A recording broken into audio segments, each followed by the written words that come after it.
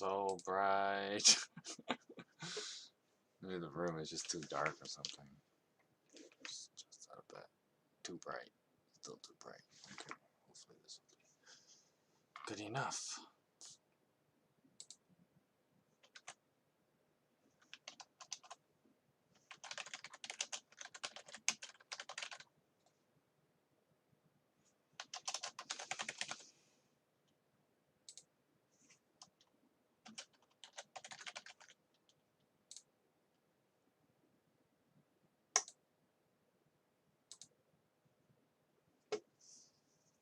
Kind of wish you could put a setting that, like, every time you post on Facebook, like,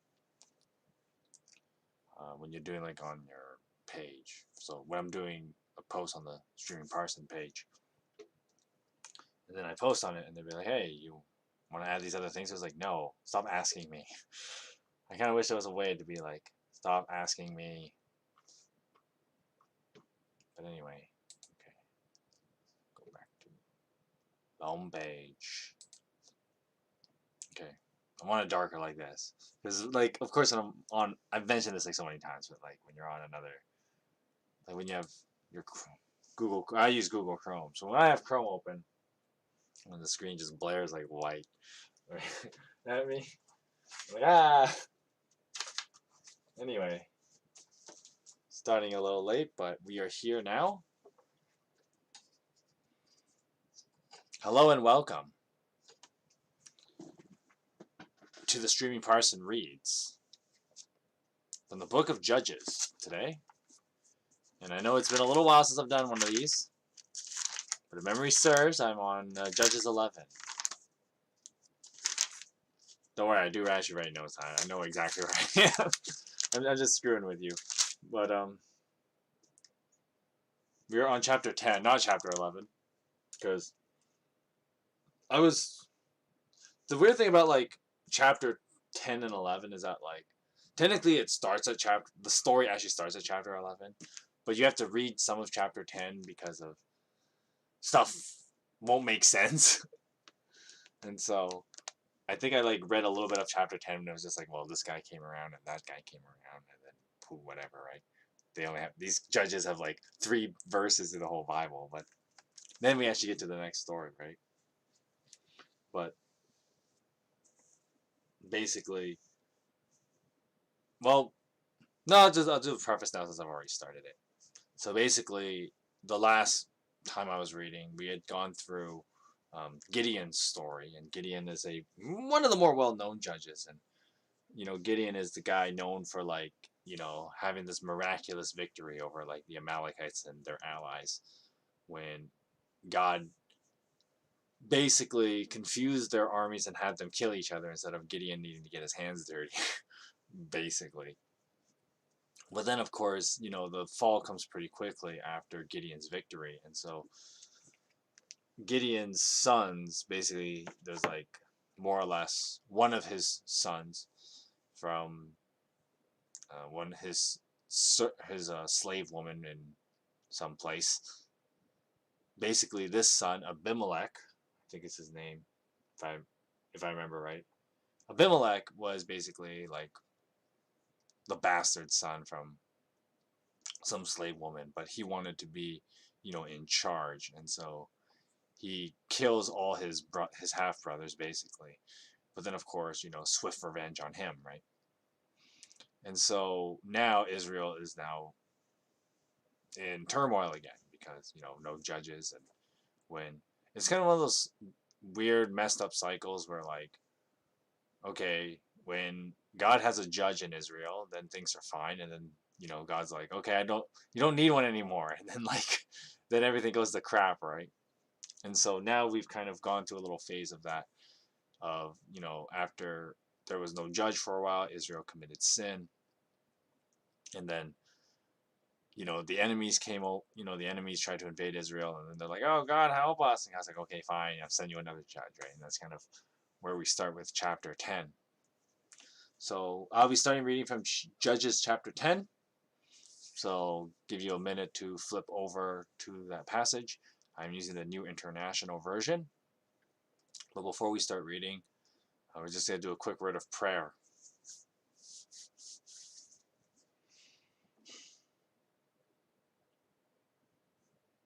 Heavenly Father, we thank you for this day, and we thank you for this time that we have to read your word. And I just pray that as we read your word, you would show us more of, who you are and your desire for our lives. And, in the context of Judges, I just pray that you would remind us why it's so important to remain faithful to you.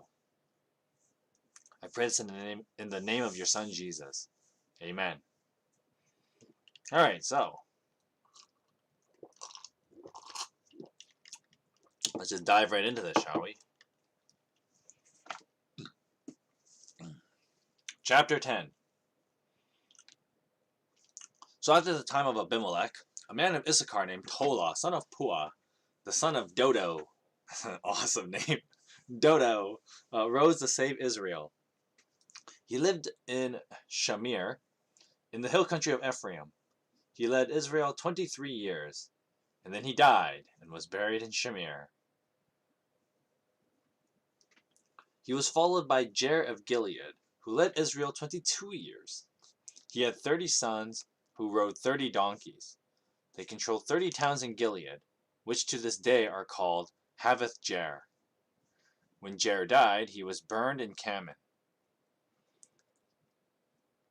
Again, Israel did evil in the eyes of the Lord.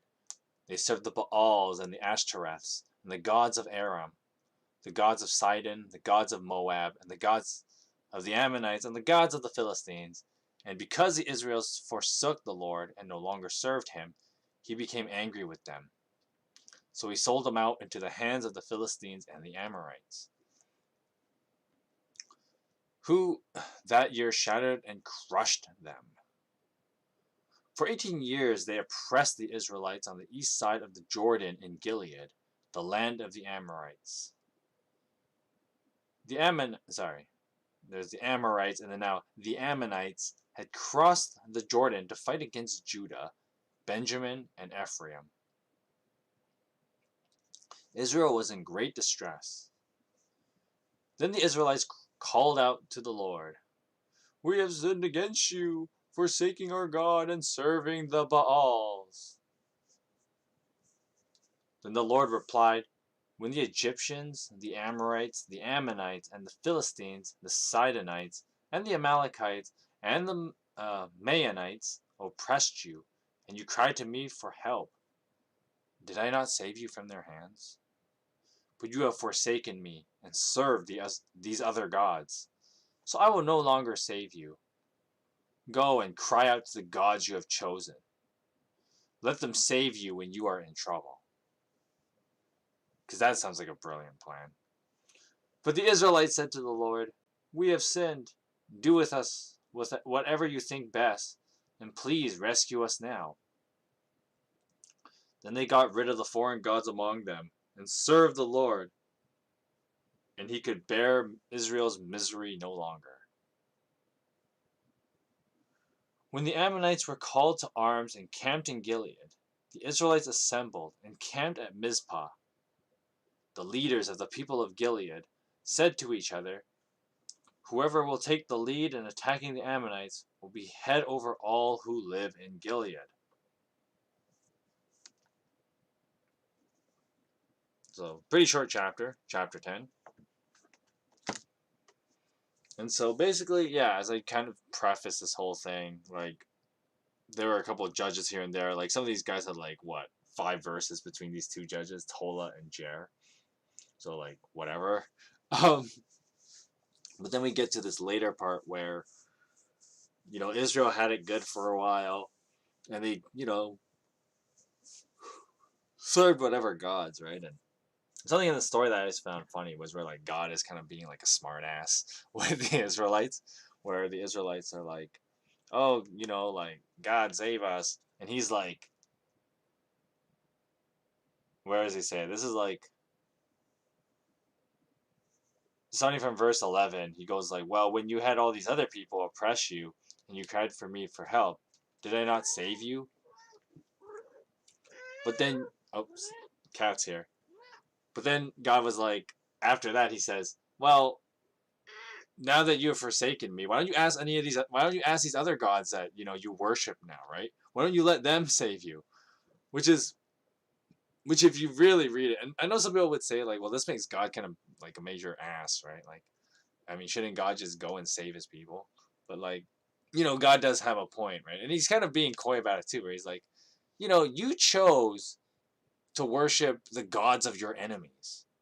Why don't you let them save you? I mean, the very same gods who led the people that now oppress you. Ask them to save you, right? It's the equivalent of like, how do I put it? Like asking your. I'm trying to think of like an appropriate illustration I could use, but like asking.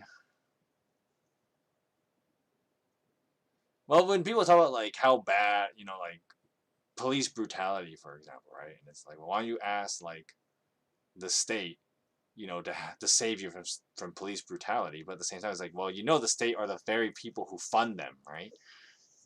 It maybe you shouldn't just be so nitpicky against the police officers themselves, but also the system and you know the politicians that they serve. Why don't you ask them to save you? The very same people, who endorse police brutality. Why don't you ask those people to stop police brutality? Like that's gonna work, right? Like, and so that's kind of the humor that God is kind of putting forth in him being a little coy with Israel. But of course, it's to get a point across, right? When you have disregarded God for so long and put other people as God in your life, and then when crap hits the fan, right? Well, why don't you ask the people who got you in trouble for help, right? But in real life, that doesn't happen, right? You think of like, I know, think of a person who's like stuck in drug abuse, right? And they run out of money, to buy more drugs. Well, why don't you ask the drug dealer who took all your money for help? Ask him, right? Like that sounds ridiculous when you say it out loud, but that's kind of the logic that God is making fun of that people do, right? And so, I know it's kind of the uncomfortable way of putting it is that like, well, God's saying that, well, this is all the more reason why you should just obey me and follow my commandments, right? Then you wouldn't be in this problem in the first place. But at the same time, of course, God gave us the freedom to live the way we want to. But at the same time, it's like, but you would have saved yourself a lot of trouble if you just kind of listened to what I told you, right? Which is kind of God being coy about it. Oh, but I know some of you might be thinking like, oh, but why should I have to live with the limitations that God gives us and whatever? It's like, well, I mean, limits exist for a reason, right? Because if you just did whatever you want, then that's not real freedom, which is another theme that the book of Judges kind of plays upon, right? You're not really a free people if you just think you can do whatever you want, right?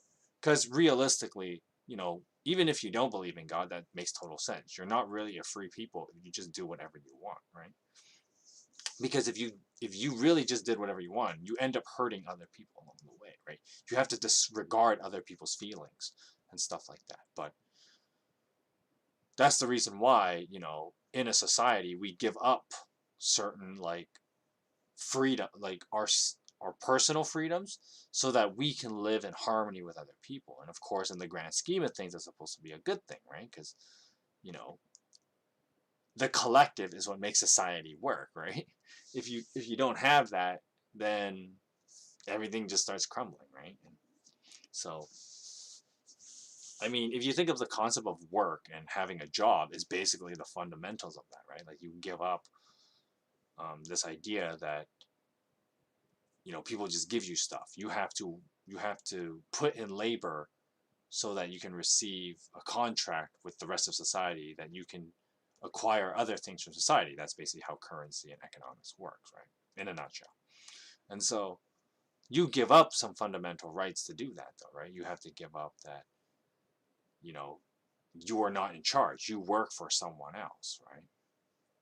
And then, of course, the system of currency is a contract with society. So like money exists to exchange goods, right? And that's a giving up of your will or giving up of your freedom. Because if you were to think you were really free, you could demand those things.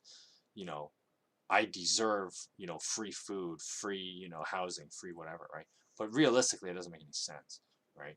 And in the grand scheme, if everybody thought that, nothing would work, right? Because everybody would just try and take from each other. Because no, I deserve it. No, I deserve it more than you do, right? Who do you think you're, right? And then you get this like, they're basically everybody be fighting each other for their freedom of having stuff, right? And that would be anarchy.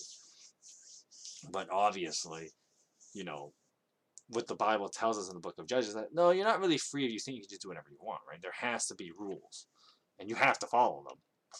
And yeah, it sucks that you have to follow rules sometimes, and sometimes the rules are not to your liking. But the rules is, they're needed, they're necessary, and they're part of how you play the meta game of life, right?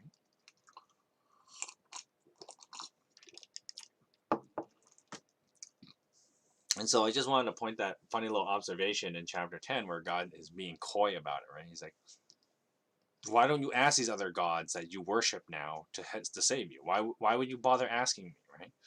You didn't want to follow my rules and statutes, so why should I save your dumbasses now, right?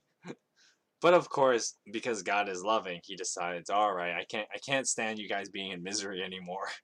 I'm gonna help you guys out, right? Because God loves us enough that he's willing to fight for us, right? And I know some people would say like, well, doesn't this make God like change his mind, right? At first he was kind of like, why don't you just fend for yourselves like you think you can, right? But then God decides he changes his mind and fights for the people. But when the Bible talks about like God doesn't change his mind, that's not what they mean. What the Bible actually means by God doesn't change his mind is that he's not hypocritical in like how he views things, if that makes sense, right? So once again, this is back to the whole like idolatry that Israel was doing, right? Like like when God makes fun of Israel, actually, he's pointing out actually the same nature of his love versus the unloving nature of the other gods, right? Because if you the law, like God is making fun of logic here, right? Or the Israelites' logic, not logic in this, but you know what I meant. God is kind of making fun of Israel's logic, right? He's like, well, why? You worship these other gods, the gods of your enemies, and now here those same people are oppressing you, right? And yet you come to me of all people, like you've been worshiping these other gods. You worship the gods of people who hate you. You worship the gods of people who want to oppress you. You worship them now, right? Why don't you ask them for help? But of course, it doesn't make sense. Why would the people who oppress you help you, right? And so the logic that God is kind of making fun of when he's taunting Israel here is that like, there's a reason why, I kind of told you not to follow other gods because they don't have your interest in heart at all, right? Only I do, right? And so it makes that's consistent when God decides to help them later, right? Because God knows that he is the only one that has Israel's interest in heart, right? And so God's like, yeah, I do care about you guys, and your interest is in my, in my heart. So I'm gonna help you guys out, right? I'm gonna save you, as I always have, right? And so it's it. There's an apparent like God is double-minded, but he's not double-minded in the sense of like he's contradictory here. But God does change his mind in the sense of like, okay, I kind of let your enemies beat you up for a while, but now I'm gonna come and save you, right? Even though God could have done preemptive action, he just doesn't. Because he's also trying to teach Israel, right? Like you can't, like you shouldn't be worshiping these other gods because they don't care about you, right? And to prove that, he's gonna let the people of those gods, abuse you, right? Yeah, you can tell like the Baals don't care about you because their people abuse you, right? So it sounds ridiculous. It's like, but that's kind of what's happening in chapter 10. And now, as we move into chapter 11, God is going to send a new judge. So here we go. Chapter 11. Now, Jethath, that is a lot of consonants doing weird things. Jethath, the Gileadite, was a mighty warrior. His father was Gilead, and his mother was a prostitute, so another bastard son. Gilead's wife also bore him sons, and when they were grown up, they drove Jephthah away. "You are not going to get any of the inheritance of our family," they said, "because you are the son of another woman." So Jephthah fled from his brothers and settled in the land of Tob, where a gang of scoundrels gathered around him and followed him. A lot of Robin Hood vibes.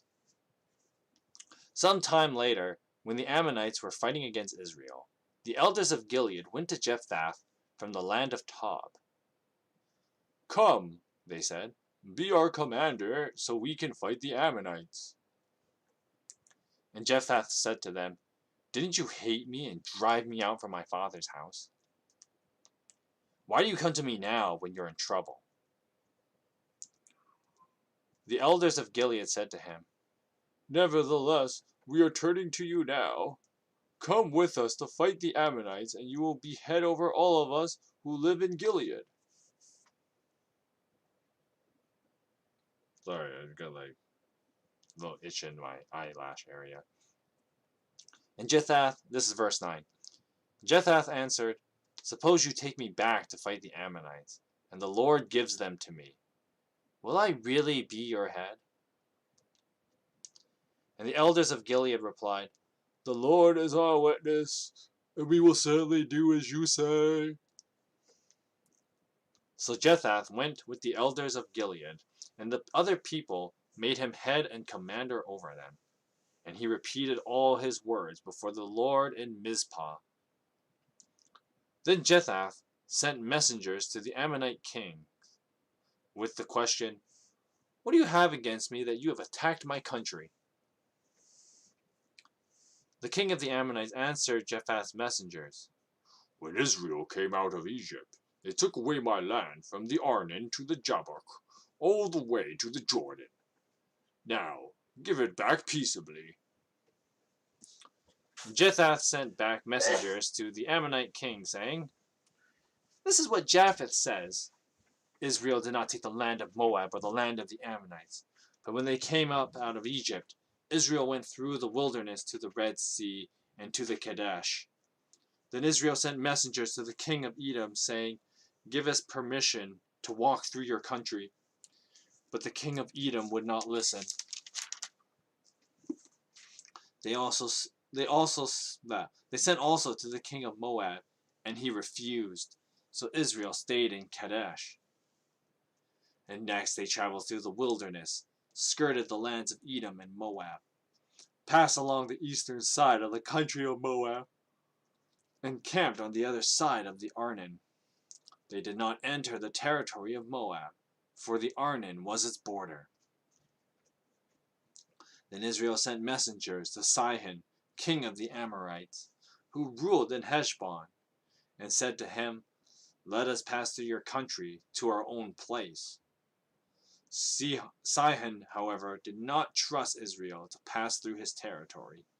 He mustered all his troops and encamped at Jahaz and fought with Israel. Then the Lord, the God of Israel, gave Sihon and his whole army into Israel's hands, and they defeated them. Israel took over all the land of the Amorites who lived in that country. Excuse me. Capturing all of it from the Arnon to the Jabbok, and from the desert to the Jordan. Now since the Lord, the God of Israel, has driven the Amorites out before his people Israel, what right have you to take it over? Will you not take what your god Chemosh gives you? Likewise, whatever the Lord our God has given us, we will possess. Are you any better than Balak, son of Zippor, king of Moab? Did he ever quarrel with Israel or fight with them? For 300 years, Israel occupied Heshbon. Heshbon, Arar, the surrounding settlements, and all the towns along the Arnon. Why didn't you retake them during that time? I have not wronged you, but you are doing me wrong by waging war against me. Let the Lord, the judge, decide the dispute this day, because between the Israelites and the Ammonites. Now the king of Ammon, however, paid no attention to the message Jephthah sent him. Then the Spirit of the Lord came upon him, and he crossed Gilead and Manasseh, and passed through Mizpah of Gilead, and from there he advanced against the Ammonites. And Jephthah made a vow to the Lord. If you give the Ammonites into my hands, whatever comes out of the door of my house to meet me when I return in triumph from the Ammonites will be the Lord's, and I will sacrifice it as a burnt offering. You know this is not going to go well, right? I mean, Jephthah, you were doing so well, but you're about to find out why this is a terrible idea to make this kind of rash oath. Then Jephthah went over to fight the Ammonites, and the Lord gave them into his hands. He devastated 20 towns from Arar to the vicinity of Minnith, as far as Abel Keramim.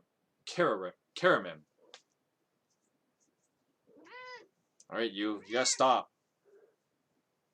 I'm reading now. You gotta sit down. You gotta stop. Don't put your tail in my drink. Cats, no regard for anything other than I live to serve. Basically, the cat's mindset is I live to serve the cat, but I'm busy right now, cat. So you gotta stay quiet. Okay, so where was I? Okay, so verse 34. When Jephthah returned to his home in Mizpah, who should come out to meet him but his daughter, dancing to the sound of timbrels. She was an only child. Except for her, he had neither son nor daughter. When he saw her, he tore his clothes and cried, "Oh no, my daughter!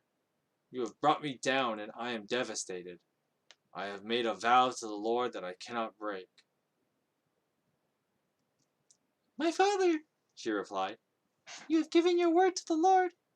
Do to me just as you have promised, now that the Lord has avenged you of your enemies, the Ammonites." "But grant me one request," she said. "Give me 2 months to roam the hills and weep with my friends, because I will never marry." "You may go," he said, and he let her go for 2 months. She and her friends went unto the hills and wept, because she would never marry. And after 2 months she returned to her father, and he did to her as he vowed, and she was a virgin. From this comes the Israelite tradition that each year the young women of Israel go for 4 days to commemorate the daughter of Jephthah the Gileadite.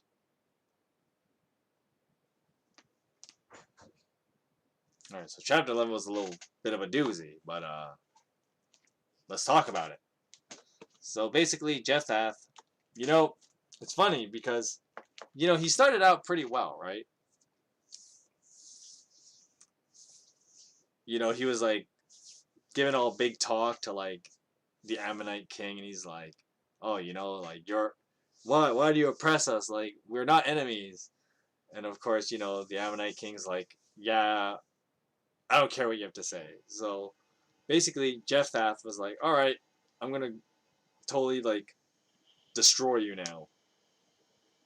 And of course, Jephthah does, although because ancient peoples are ancient peoples and do stupid things, Jephthah decides to do, the thing no one should ever do ever, right? And he makes this rash oath to God, something that you should never do. Oh, but this is for God, so it's got to be a good idea. But it's like, no, you never make rash oath, period. God actually doesn't really like it all that much. Because, you know, God wants a like relationship with his people as opposed to, you know, these ceremonies, if you will, right? This is something that Jesus constantly, you know, pointed out to the Pharisees and like, you know, in the Gospels, he would say like, you know, you care more about your traditions than like, you know, showing love to God and showing love to their neighbors, right? And you know, the book of Judges is more of how the Pharisees thought, right? You know, this kind of tradition and um, you know, creating these oaths and these grandeur ceremonies, right? And so Jephthah decides to do the really stupid thing and say like the first person who comes out of his house. Okay, so basically he's willing to sacrifice a family member. Well, and of course the Bible points out that like, you know, Jephthah has an only daughter. So there's only really two people that can come out of the house, right? The wife or the daughter, right? And the fact that Jephthah is willing to like sacrifice him is really messed up, right? And I know like some people say like, oh, men sacrificing women, right? But you know, it just shows how stupid this guy actually is, right? Because you know, God demands, you know, love and justice as opposed to tradition. But that's something that's important to keep in mind, right? Because I guess in the ancient world, and you know, the Jews in the Bible were not the only people who did this, right?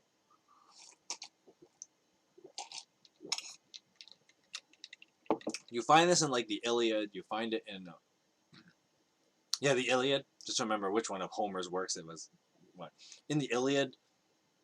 Um, Achilles' mother kind of does this thing before the gods, right? And kind of makes these rash oaths that actually end up being really detrimental in the long term. Like in the Iliad, if you remember Achilles' mother, she makes this oath to the gods to save her child, right? Because um, she herself was ill and she was concerned that the child would not live. And so the gods are like, all right, we'll save you, but we basically have ownership of your son. And so what happened is, in order for you to remember this, when you give birth to your son, you have to bring him to the River of Styx. You know, the place that if you fall in on your journey to the afterlife means you're gone forever and you will never recover in the afterlife. Yeah, that place, not a nice place. And so the Achilles' mother, and as you figured, the baby is Achilles, and so um, the mother has to basically sacrifice Achilles, right, by putting him into the River of Styx. But of course, she doesn't let go, right? When she puts him in the water, and then she cheats the gods, if you will, and then the gods aren't too happy with her, so they kill her anyway. And then Achilles grows up as this like battle-hardened orphan, and then of course, you know, he thinks he's untouchable because you know he's got the magic of the River of Styx, right? And then, but then of course, you know, he's got his weakness, right, on the heel, or technically it's his ankle, but the Achilles heel, right? And so, you know, the point of that little part of the story was that it's a bad idea to make rash oaths, as Achilles' mother did. Not a good idea. The Bible does the same kind of thing with Jephthah and his daughter. There's an interesting parallel you can kind of see there between, like, you know, Homer's Iliad and the Book of Judges in this moment.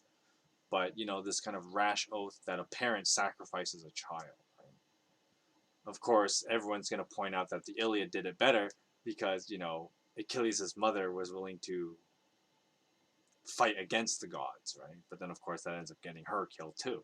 So they both die in a way, right? Whereas Jephthah, I guess he gets to keep living for a little while, but his daughter gets the real short end of the stick, right? And she basically dies young.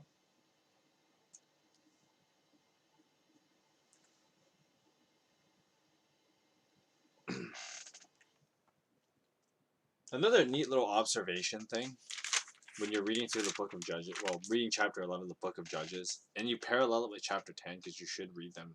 You should see them as like the same story. But one of the funny things is that, you know, the people go to God and he kind of gives this witty, like, oh, you didn't want me before, so why should I help you now, right? And then chapter 11, Jephthah kind of gives the same response. So the Bible does kind of put this funny little parallel between them, but the more important thing is the pattern within the parallels, right? So God and Jephthah, because it's hard to say that like, well, Jephthah was similar to God in the story, right? Because Jephthah is nothing like God. He's an idiot, right? For starters, and not just an idiot, but like a complete bonehead to sacrifice his own daughter, right? Like but of course, you could make the argument that like God sacrifices his son in Jesus later on, but the difference would be that it was more. Now I know some people will probably be like all mad about this, but the way that we understand it in Christian worldview is that, well, God, it wasn't a rash oath that God had made. It was a long planned covenant of how God would deliver people from sin. As opposed to when Jephthah sacrifices his daughter, it's actually not meant to be seen as very noble because it was a rash oath. He just kind of does it on a whim, right? As opposed to when God sacrifices um, Christ, then that is more about the liberation for the people, right? As opposed to a tradition that Jephthah is just upholding, right? And so there's the conflict of tradition versus love kind of motif between them. So they're not the same in that way, even though the outer actions somewhat appear the same, right? That God will later give his son, and Jephthah, um, Jetha, Jetha gives his daughter. But of course, Jetha is not very painted in a very noble light because he kind of does things without thinking. But there is this interesting parallel between like God and Jephthah early in the story, right? Where they both Israel goes to them and they both are kind of like, "Well, why should we help you, right? Did you not reject us?" So God said that about the Israelites when the Israelites worshipped other gods, right? And of course, Jephthah is saying that about Israel or the Gileadites, anyways, when they kicked him out of their home, right? Because he's, this illegitimate son that has no place among them, right? And so there's that interesting parallel, but the parallel you should be seeing is not so much them, like God and Jephthah, because they're also very different, but the parallel you should see is Israel's attitude, right? And that Israel's kind of like what leads to falling into idolatry is this kind of going from um, trend to trend, if you will. That's the modern way I'll kind of look at it, right? The modern idea is that we go from trend to trend, right? What is the next hot thing? What's the next big thing, right? And so Israel, when they were worshiping the other gods, that was kind of their mindset. We just go to whatever the big thing is. But then when that had backfired, then they would go, well, what's the next big thing? Well, let's go back to God and maybe that will help us, right? Well, let's go find this great warrior in the desert in the town of Tob, right? Maybe that will be the next big thing that will, help us in our lives, right? As opposed to Israel being obedient to God and being steadfast in how to run their society. They just kind of do whatever they wanted. And, excuse me, God and Jephthah are in the right to criticize Israel. Like, why would you come to us, right?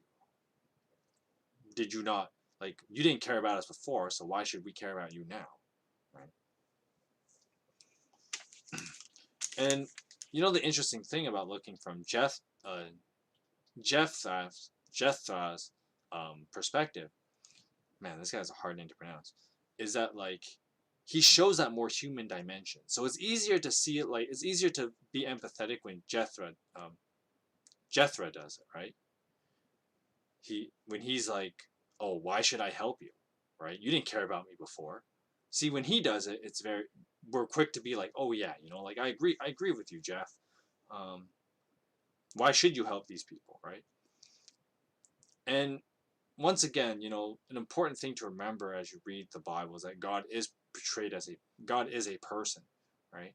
And so when God does it, see, one of the things that people are quick to judge about God's character sometimes is that, like, God behaves in ways that, like, well, isn't God supposed to be all loving? Why would he give the cold shoulder to Israel in, like, Judges 10, right?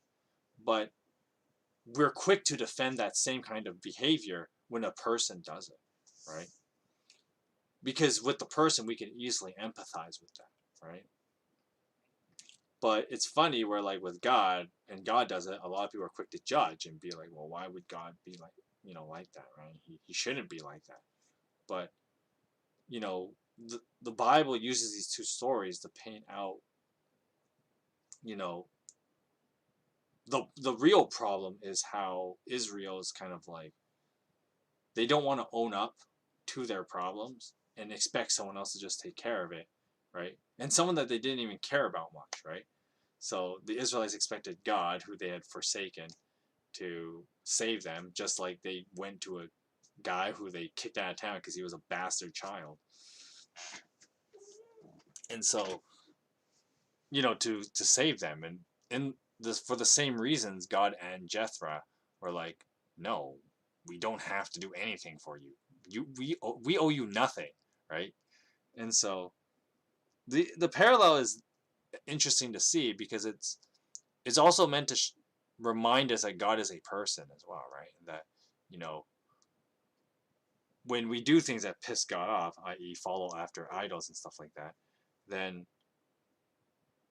you should expect a hostile response from God, right? Because God isn't just your magic 8-ball, right? He's a person with feelings, and so don't piss him off, right?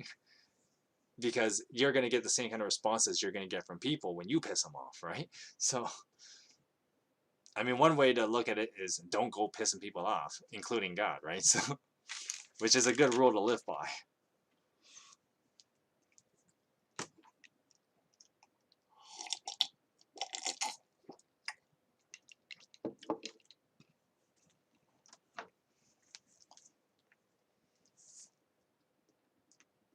Yeah, that's all I have to really say about chapter 11. Then there's the whole tragedy thing with, like, um, Jephthah's daughter. And of course, they make a whole big deal that the fact that she is young and unmarried, because it's like the dangers of the rash oath that Jethro makes is like, if you make rash oaths like that, it will cost. It will have a high cost, and even if it might not hurt you, it will definitely hurt someone else, right? So don't make brash oaths. It's not a good idea. It will hurt someone greatly. And of course, like, the Bible points out that, like, they even made a holiday for, like, girls to observe that, like, wow, like, we want to respect this woman who totally got cheated out of, like, a full life, right? Being sacrificed like that.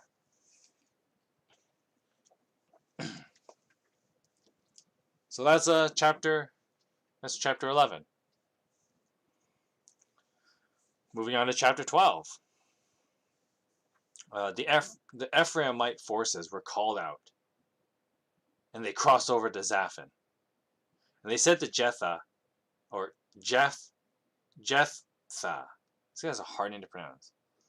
Why did you go to fight the Ammonites without calling us to go with you? We're going to burn down your house over your head. And Jephthah answered, I and my people were engaged in a great struggle with the Ammonites. And although I called you, you didn't save me out of their hands. When I saw that you wouldn't help, I took my life in my own hands and crossed over to fight the Ammonites. And the Lord gave me victory over them. So now, why have you come up today to fight me? Now Jephthah then called together the men of Gilead and fought against Ephraim. The Gileadites struck them down because the Ephraimites had said, You Gileadites, are renegades from Ephraim and Manasseh. The Gileadites recaptured the fords of the Jordan leading to Ephraim. And whenever a survivor of Ephraim said, "Let me cross over," and the men of Gilead asked them, "Are you an Ephraimite?" If he replied no, they said, "All right, pronounce Shibboleth." And if he said Sibboleth, because he could not pronounce the word correctly, they seized him and killed him at the fords of the Jordan. 42,000 Ephraimites were killed at that time. Damn, that's rough. Jetha led Israel 6 years. Then Jetha the Gileadite died and was buried in the town of Gilead. After him, Ibzan of Bethlehem led Israel. He had 30 sons and 30 daughters. He gave his daughters away in marriage to those outside his clans. And for his sons he brought in 30 young women as wives from outside the clan. Ibzan led Israel 7 years. Then he died and was buried in Bethlehem. After him, Elon, not the Musk, the Zebulunite, led Israel 10 years. Elon died and was buried in Aijalon, in the land of Zebulun. Now after him, Abdon, son of Hillel, from Parathon, led Israel.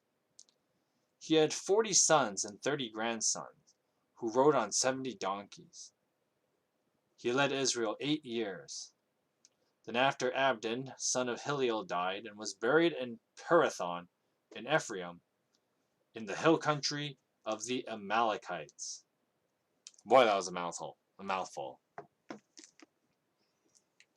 So basically, yeah, chapter 12 kind of talks about more douchey activity from Jephthah, where he gets accused basically of the same thing, right? Like, oh, you're this little punk, right? Who do you think you are? Because before, he got driven out of Gilead in the past because he was, an illegitimate son. And now, he's getting pressure from the tribe of Ephraim. And something that wasn't covered until now, I'm going to cover it now, was that the people of Gilead were kind of like an offshoot of the people of Ephraim, right? And so basically, you had the tribes of Ephraim and Manasseh, and then some of their people were just like, oh, let's go do our own thing, right? And then they became the people of Gilead, right? Or the Gileadites, right? And they're basically, people from Ephraim and Manasseh, kind of making their own mini tribe, right? And so basically, in a way, the larger clans would have been like, well, who do you think you are, right? You can't just break off from us, right? And do your own thing. Who do you think you are? And so, now Jetha has to deal with this, right? And he's just like, look, guy, like, I don't want to fight you. But of course, the people of Ephraim, being a little boneheaded and a little,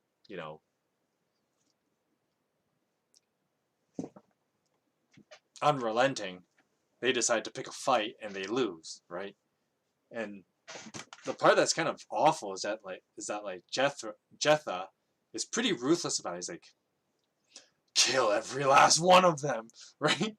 And so they just like butcher all these guys. And there's this kind of funny moment where the Gileadites kind of like, oh, stop you.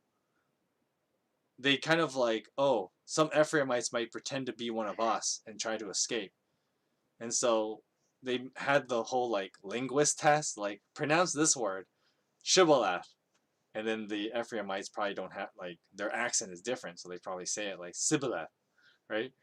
And it's like, nope, he's an Ephraimite, let's kill him, right?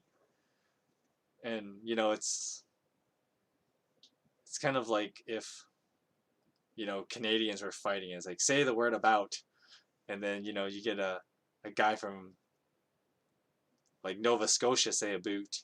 Kill him, right? Not a real Canadian. But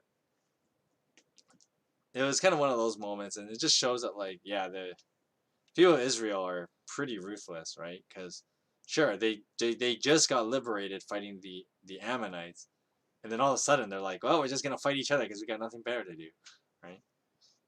So yeah, the world in the Book of Judges is just crazy. Like people just fight for the sake of fighting. And it's not like the Ephraimites were very innocent either, right? Because the funny thing is the Ephraimites are like, "Yo, right? Why didn't you invite us to fight the Ammonites?" And Jephthah's like, "I'm pretty sure I did, and nobody came, so that's not on me." But if you recall, a few chapters earlier, the Ephraimites, several decades earlier, brought up the same beef with like Gideon, right? And that really says something about the Ephraimites, right? Like, what is with these guys? Like, these guys are so bloodthirsty, right? They're like, we long for combat, and so all they want to do is fight. So like back with Gideon, several chapters earlier, the Ephraimites are like, "Yo, why didn't you invite us to fight?" You know, who are they fighting then? The Amalekites, and now with like Jephthah and the Ammonites. Yes, this can get confusing real fast. Um, but it makes you wonder what's up with these Ephraimites, right? Because they're every time there's a fight, they want to get involved, right? Like, how bloodthirsty are you guys, right? Like that. It sounds extremely weird, especially as like modern people, right? Because us as moderns, we'd be like, well, the last thing we want to do is go to fight somebody, right? That's the last thing we want to do. Like, if America went to war with some country, the last thing Canada would do would be like, oh yeah, let's go with America and go beat the crap out of these guys. Right? Like, that's the last thing we'd do, right? Which is the complete opposite of like how the Ephraimites behave, right? Because the Ephraimites get all mad that they weren't invited, and then because they weren't invited, they're like, well, we're gonna fight you then, right? Because we want to fight. It's like, guy, like, how, like, why are you so bloodthirsty? And of course, Ephraim got what they deserved in a way, right? Like, okay, here's some blood, yours, right? And so, but it was always just an interesting observation when you read like, and there'll be another case. Um, Actually, it won't be until like the Book of Kings. But there's like an Ephraimite tribe. They're like, yo, how come we didn't get invited to the fight, right? Like, is that all you guys think about? Is going around beating the crap out of the people? Like, come on, guy. Don't you have other things to do? Don't you have an entire tribe to run? Like, come on. But yeah, it's just a interesting observation that the Ephraimites like to fight, I guess.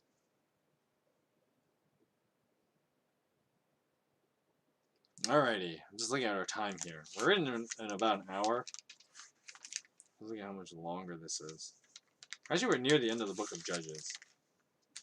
Kind of. No, not really. Let's see. Book of Judges. Like, we might actually like finish this in like. Oh, see, now I'm kind of in this awkward position again, where I may have to read like 13, 14, 15, 16. So we're gonna power through these 4 chapters for the next 2 hours, because we're doing Samson's story arc. Now Samson is a guy that like I'm pretty sure everybody's heard of this guy. He's one of the more well-known Bible characters. He's the guy with like the ridiculous hair, because apparently his powers, he gets like superpowers because of his long hair. And so we have Samson in starting from chapter 13. Because his story arc goes for like 4 chapters. And then next week we'll end the Book of Judges. So oddly enough, the Book of Judges is actually pretty short. But these 4 chapters of Samson, we're in for a doozy. So let's do this thing. Take a quick break, grab a drink or something, and then we'll resume with Samson. Alright, Cat, what do you want now? And now she's like all snuggled up on my lap, between like my leg, the blanket I have on my leg, and then my Bible on top of the blanket. The cat's just kind of snuggled in there.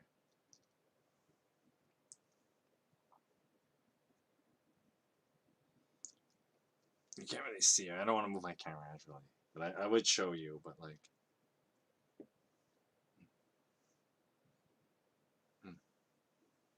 just kind of laying there, all warm and comfy.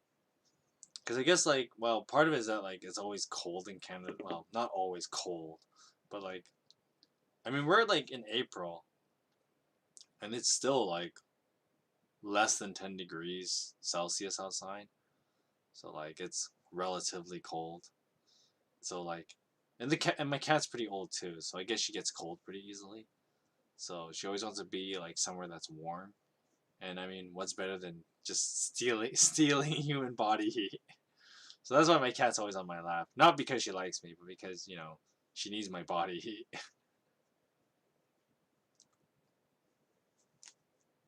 Alrighty, so I will be starting from Judges chapter 13.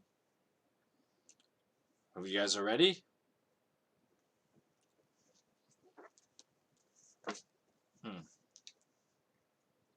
Chapter 13.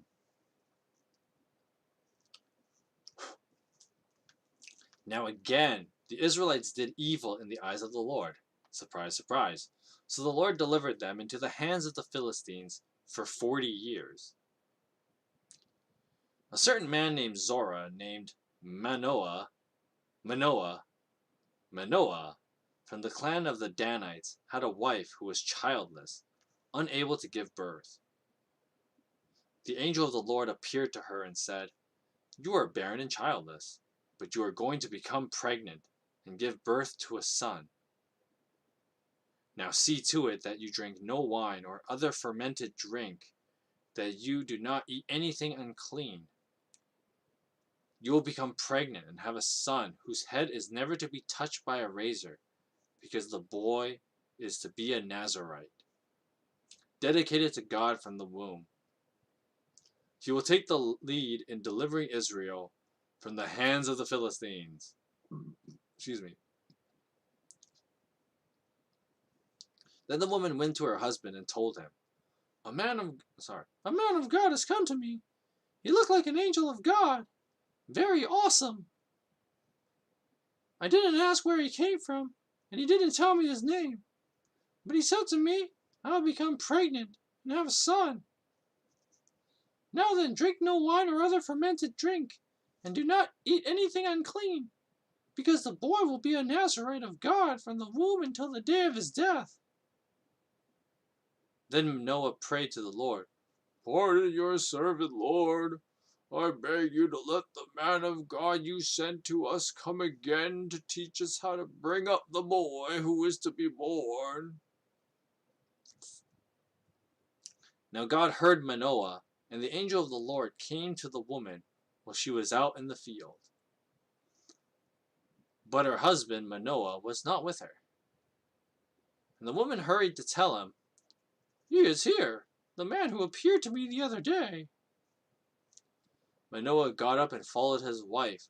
When he came to the man, he said, Are you the man who talked to my wife? I am, he said. So Manoah asked him, When your words are fulfilled, what is to be the rule that governs the boy's life and work? And the angel of the Lord answered, Your wife must do all that I've told her. She must not eat anything that comes from the grapevine, nor drink any wine or any fermented drink, nor can she eat anything unclean. She must do everything I've commanded her. Manoah said to the angel, We would like you to stay until we prepare a young goat for you. And the angel of the Lord replied, Even though you detain me, I will not eat any of your food. But if you prepare a burnt offering, offer it to the Lord. Manoah didn't realize that it was the angel of the Lord. Then Manoah inquired of the angel of the Lord, What is your name, so that we may honor you when your word comes true? Why do you ask me for my name? It is beyond understanding. Then Manoah took a young goat, together with the grain offering, and sacrificed it on a rock to the Lord. And the Lord did an amazing thing while Manoah and his wife watched. As the flame blazed up from the altar toward heaven, the angel of the Lord ascended in the flame. Seeing this, Manoah and his wife fell with their faces to the ground. And when the angel of the Lord did not show himself again to them, Manoah realized that it was the angel of the Lord. "We are doomed to die," he said. "We have seen God." But Manoah's wife answered, "If the Lord had meant to kill us, he would not have accepted a burnt offering. If the Lord had meant to kill us, he would not have accepted a burnt offering and grain offering from our hands, nor shown us all these things, or now told us this." Then the woman gave birth to a boy, and named him Samson. He grew, and the Lord blessed him, and the Spirit of the Lord began to stir him while he was in Mahana, Dan, between Zorah and Eshtaol.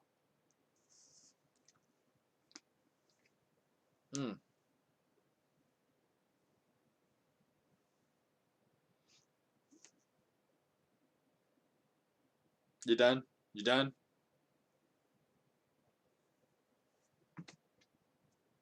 Okay. So, chapter 13 is the birth of Samson. Because,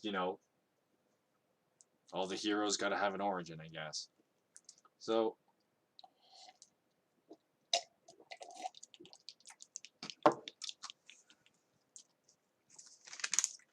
just a few observations for chapter 13. So, the main thing, right, is how, this angel appears, right, and appears to Manoah's wife, or Samson's mom, I guess we could say. It's one of those things where, like, only Manoah is named. The mom is not named. But I guess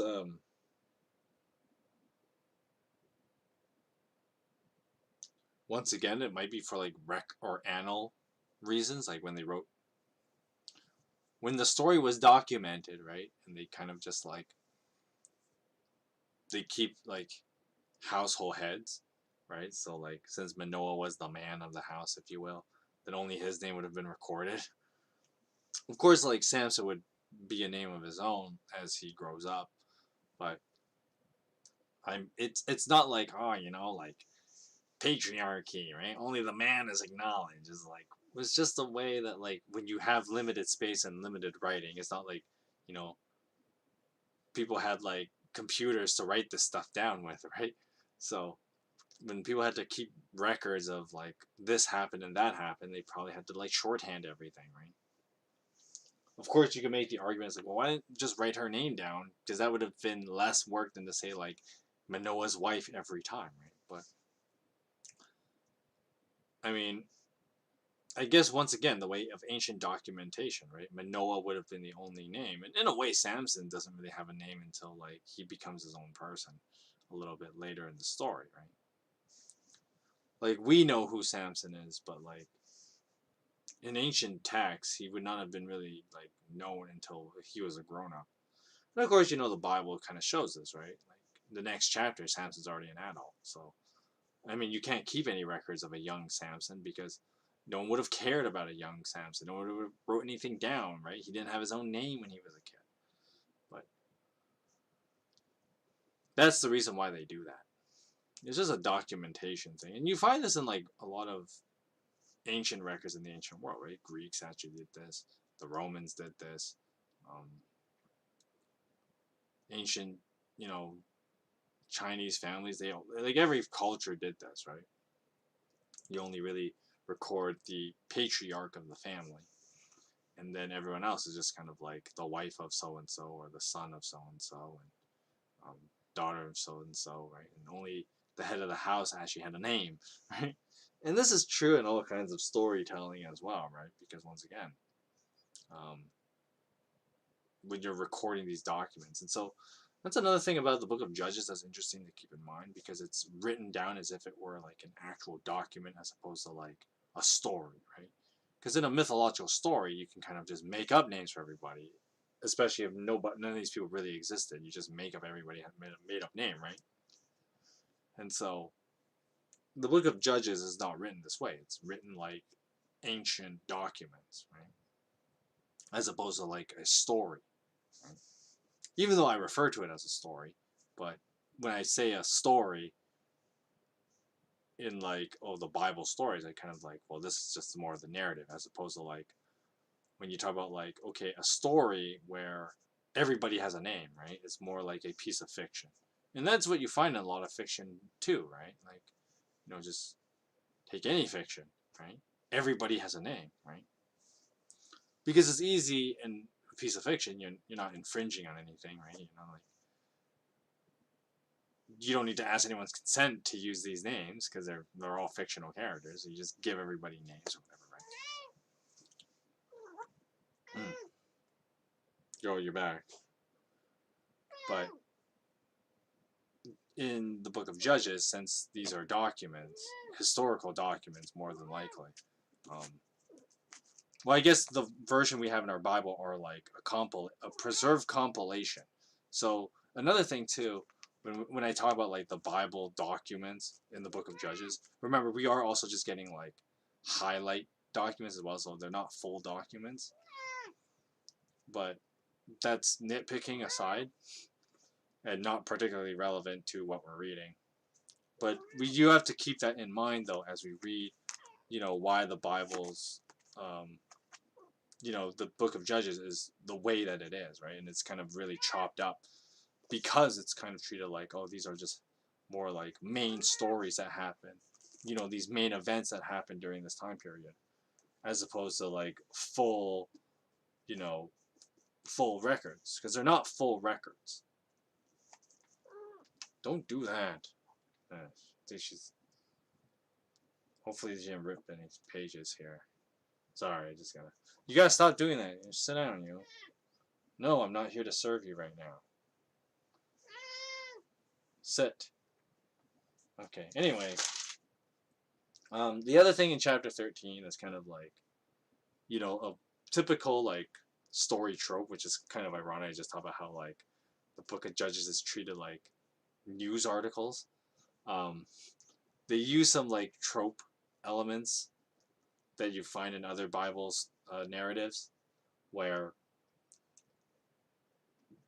after the people realize they've seen like the angel of the Lord, and they're like, oh my God, like we've seen God, right? Like, oh no, we might die now because we've encountered God, right? And the fear that the Israelites had, and you have to understand the context of it, right? Because it's not like in Christianity, we've completely changed how we view seeing God, right? Because of course, in the person of Jesus Christ, the atonement of sin was paid, and not to mention Jesus gave us, a comfortable full image of God, right? And there was no fear in that. Whereas, you look at the Old Testament, the idea was that because God was so holy and we're so sinful, human beings cannot look upon God, right? And so when they talk about in the Old Testament stories, they talk about how like, oh, they've seen God, and it was a big deal, right? Because there was this fear that came upon people, because like, once again, if sinful men look upon God, we would die. And of course, by the time the Book of Judges was around, obviously there were influences from like Genesis, Exodus, right? And I've pointed out in both of those series there were times where you know people encountered God, and it was near death experience, right?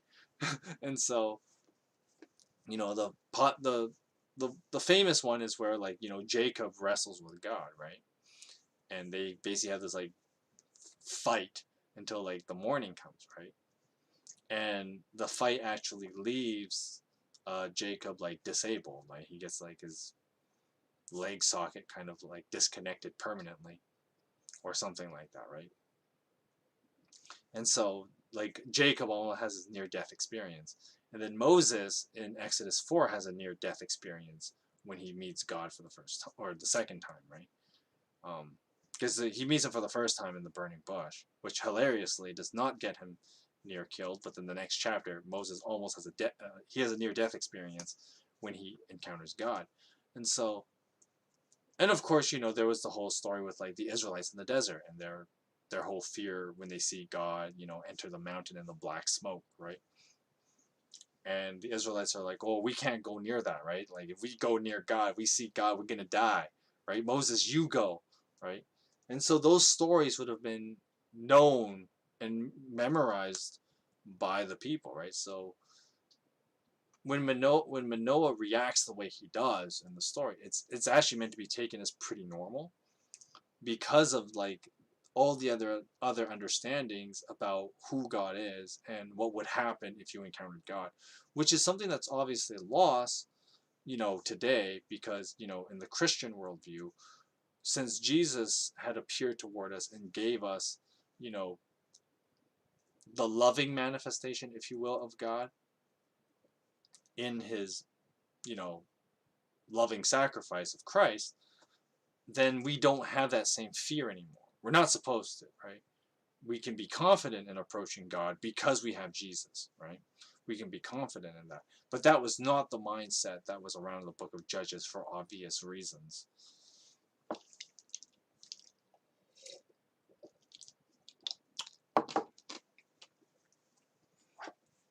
Alrighty.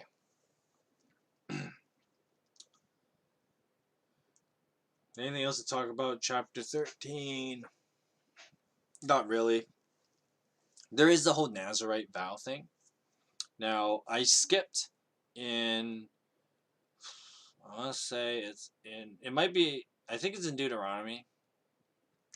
In the book of Deuteronomy, there's this whole thing where God sets up like a very special group. Like if you want to really like have, if you're really committed to like the work of God and serving God and all that, you can take up something called the Nazarite vow. And the Nazarite vow was like this idea that you wanted to be so devoted to God you would not really participate in a lot of earthly activities, right? So, for reference, not a Nazarite, not even remotely close.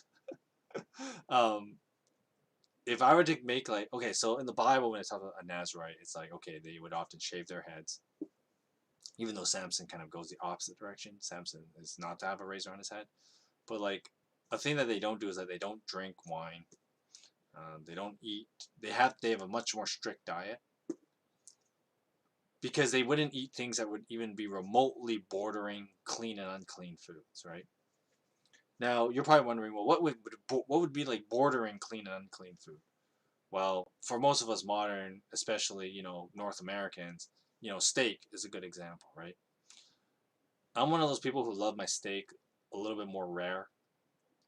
I'm like medium rare. Medium rare is where it's at, right? Because it's cooked enough that like you have that more like tougher part of a cooked meat, but you got that juiciness of the blood of the rare part, right?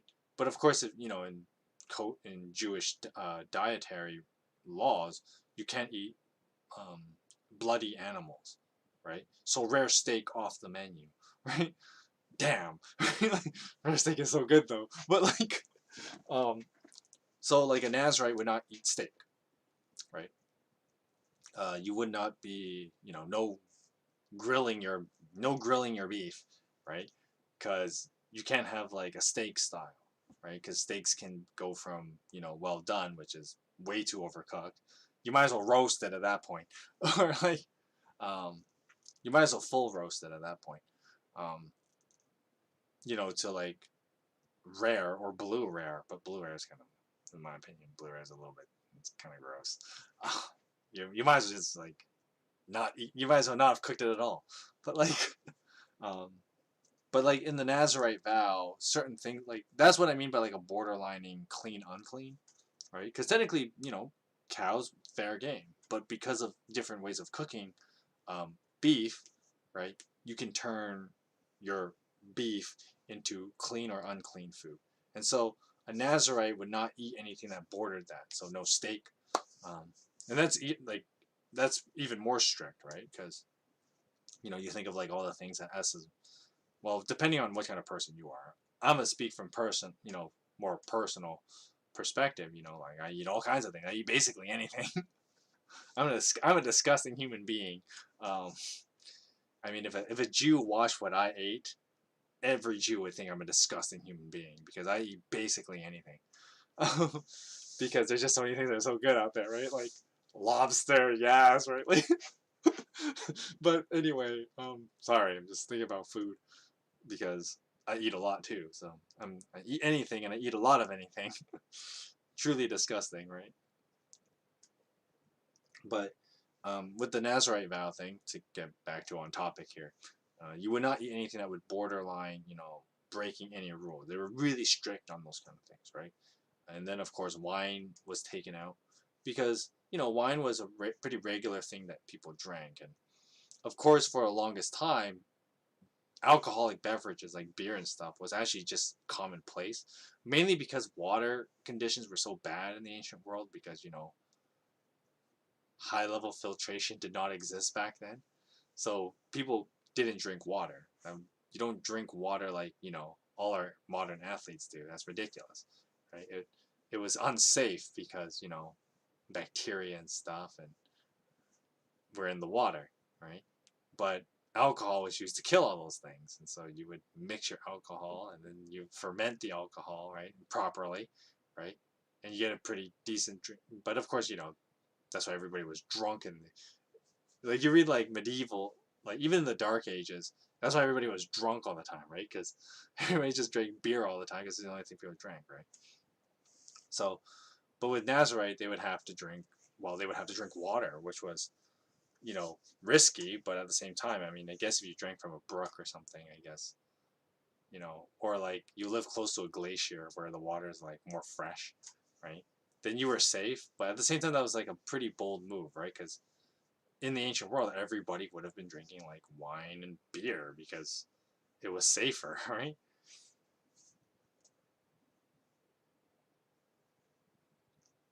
Or you boiled water, right? Like boiled it all the time, which is also a pretty common practice. You find like that's why like tea has been a drink since forever, right? Because the idea of just boiling the water to make it safe made sense. So basically, Nazarites would have to drink like water. So boiled water was the only thing on the menu. No fermented drink, so um, no aging techniques with like various, fruits or whatever, and other wines. And all that was off the table. So Nazarites had even more strict eating requirements. Then there's like certain cleanliness rituals that obviously we don't know. Most people don't know or care about nowadays, right? I mean, nowadays it's just like we only care about like washing and stuff for hygiene, which is obviously important.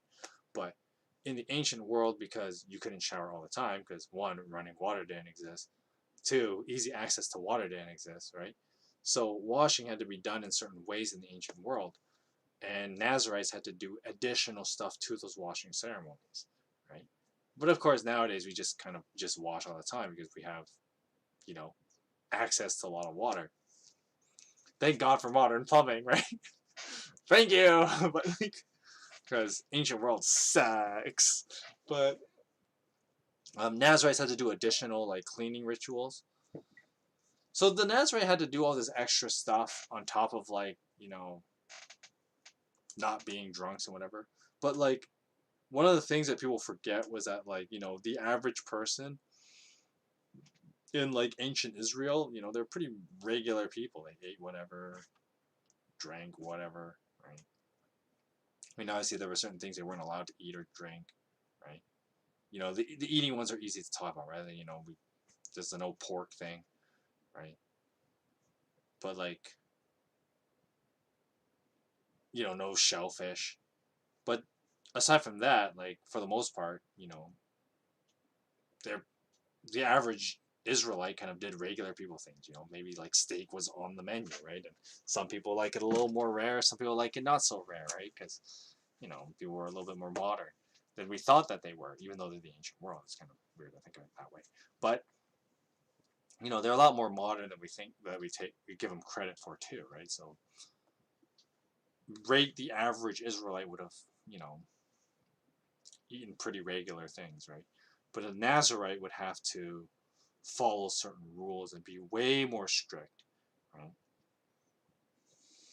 It's kind of like, I guess another comparison I can make with like a Nazarite and the average Jew is like a vegan versus a vegetarian, right? Because some vegetarians bend the rules a little bit of what is acceptable for them to eat.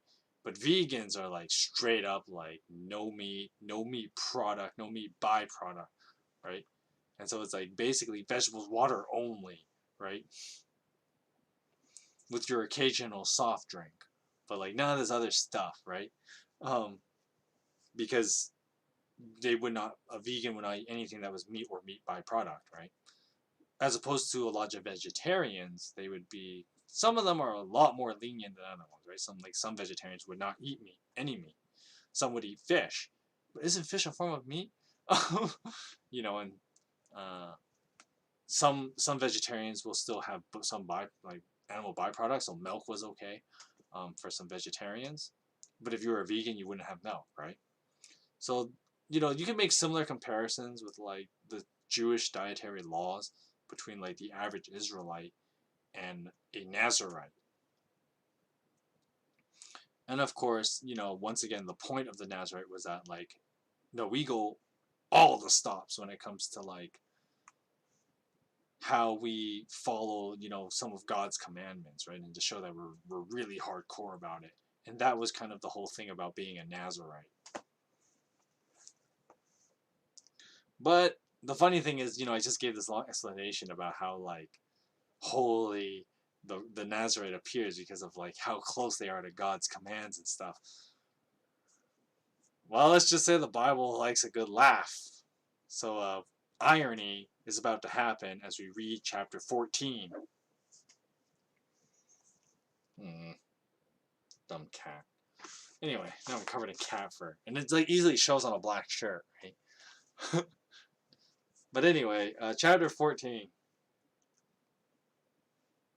Now Samson went down to Timnah, and there he saw a young Philistine woman. When he returned, he said to his father and mother, I have seen a Philistine woman in Timnah. Now get her for me as my wife.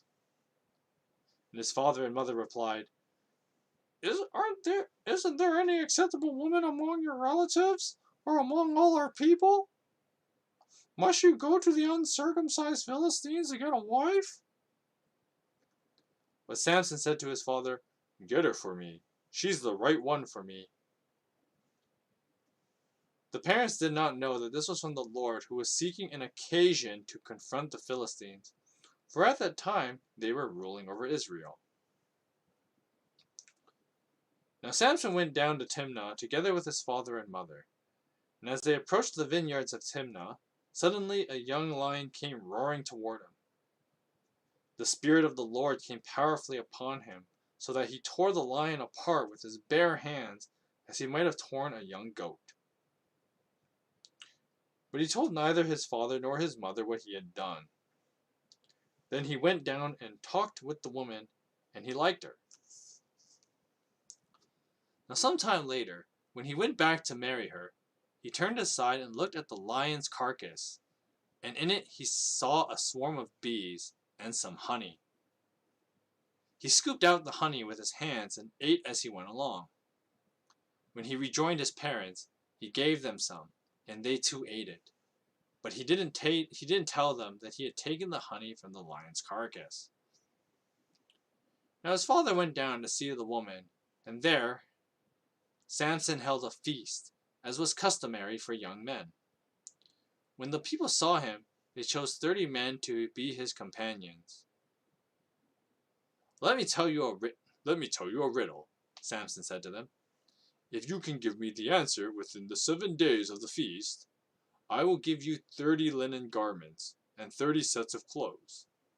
If you can't tell me the answer, you must give me 30 linen garments and 30 sets of clothes." "Tell us your riddle then. Let's hear it," they said. So Samson replied, "Out of the eater, something to eat. Out of the strong, something sweet." For 3 days they could not get the answer. On the 4th day, they said to Samson's wife, "Coax your husband into explaining the riddle for us, or we will burn you and your father's household to death. Did you invite us here to steal our property?"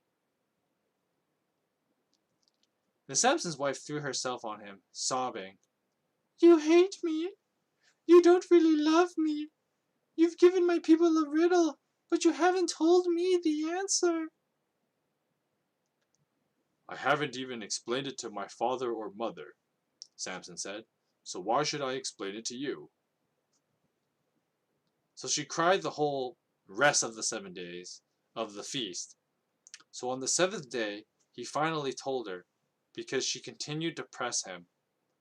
She in turn explained the riddle to her people. And before the sun set on the 7th day, the men of the town said to him, "What is sweeter than honey? What is stronger than a lion?" And Samson said to them, "If you had not plowed with my heifer, you would not have solved my riddle." Then the Spirit of the Lord came Then the Spirit of the Lord came powerfully upon him, and he went down to Ashkelon and struck down 30 of their men, stripping them of everything, and gave their clothes to those who had explained the riddle.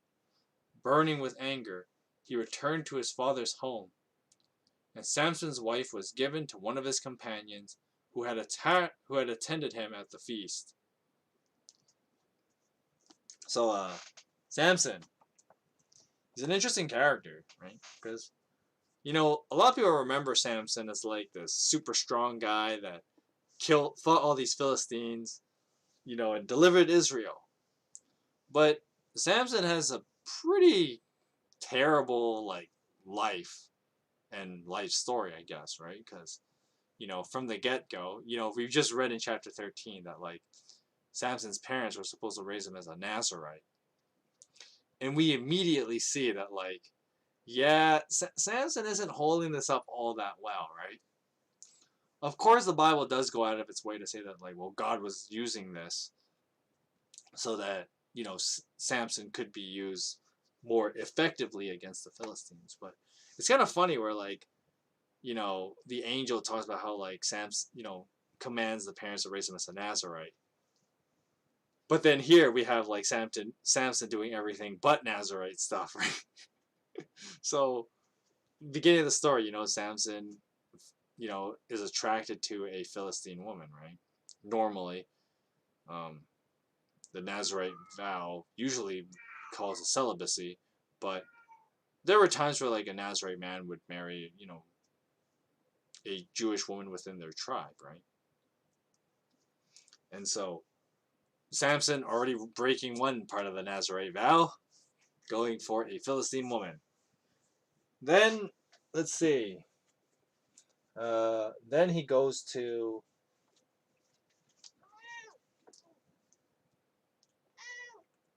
They're going to, a vineyard in Timnah, right? So, now he's around alcoholic beverages. We don't know if he actually drank any yet, but we can assume Samson drank some during his own wedding feast. So that's two things. Samson is already failing miserably at being a Nazarite. Then, of course, there's the whole lion thing, right? And it's funny about the Samson killing the lion story because, a lot of people can easily see, parallels with, Hercules' first labor. Or not even the first labor, sorry. It's like a story of Hercules before the 12 labors. And he, kills this lion, right? And then, of course, Hercules wears the lion's skin on his body, right? To show how much of a badass he is. Well, in the Samson version, I guess you could say, there's this lion and Samson rips it in two. And then the story does like it's kind of nasty, where like sometime later Samson stumbles across this lion's dead body, and a bunch of bees are living inside, this dead lion, which really calls the question those bees, like why would you pick a, well, no, that actually makes sense why bees would make a hive instead of a, sorry, why bees would make a hive inside of a lion's body, right? Because the lion's appearance would scare other creatures. The stench of death on a dead lion would obviously repel other animals. And so the bees would just be like, oh yeah, we just chill out inside this dead lion's body. And then Samson like takes honey from this hive inside a dead animal. So he touches a dead animal. That's 3 violations of the Nazarite vow.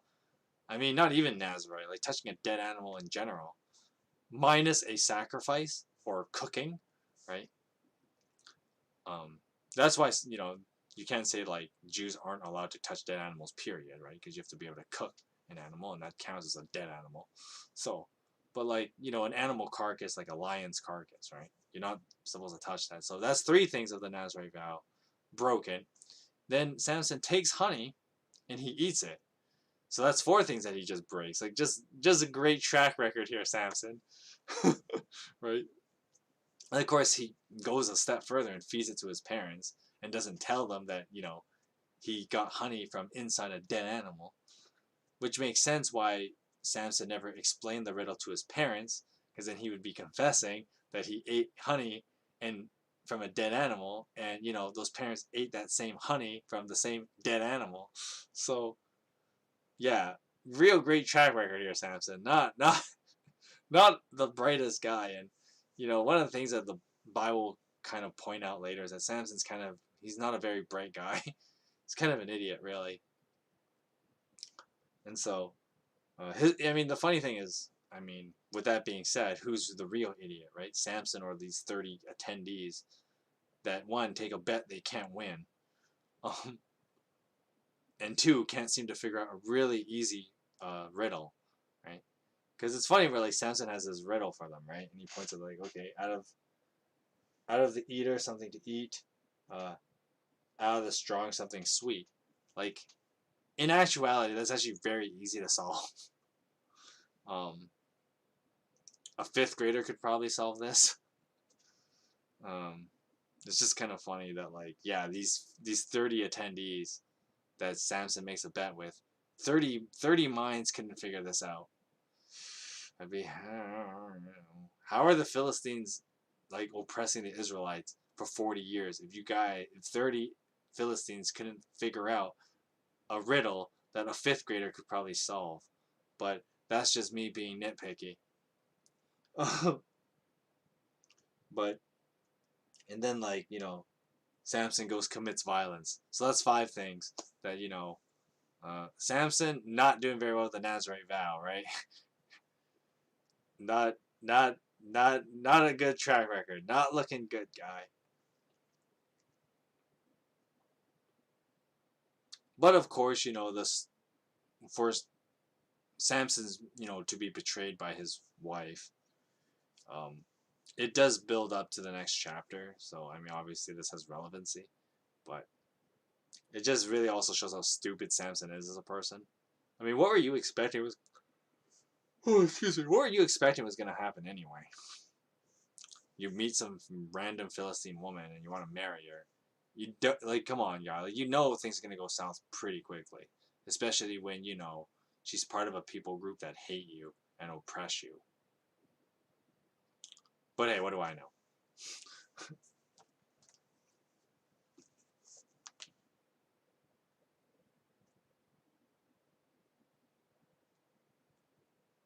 But the other thing is that like Samson's gonna like get back at these 30 guys. But one of the things is just like these 30 guys are kind of really idiotic that I like to point out, because like first of all, like I just said, they couldn't solve a riddle that a 5th grader could probably solve. And secondly, if a guy makes a bet with you that looks too good to be true, it probably is, right?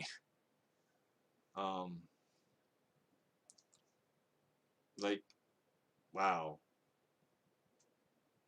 I can't believe they got lulled into that. Of course they did cheat because they got, like, Samson's wife to tell them the answer. So they cheated to get the answer. They cheated to get an answer. And, Samson's wife can't be that smart either because she couldn't figure it out.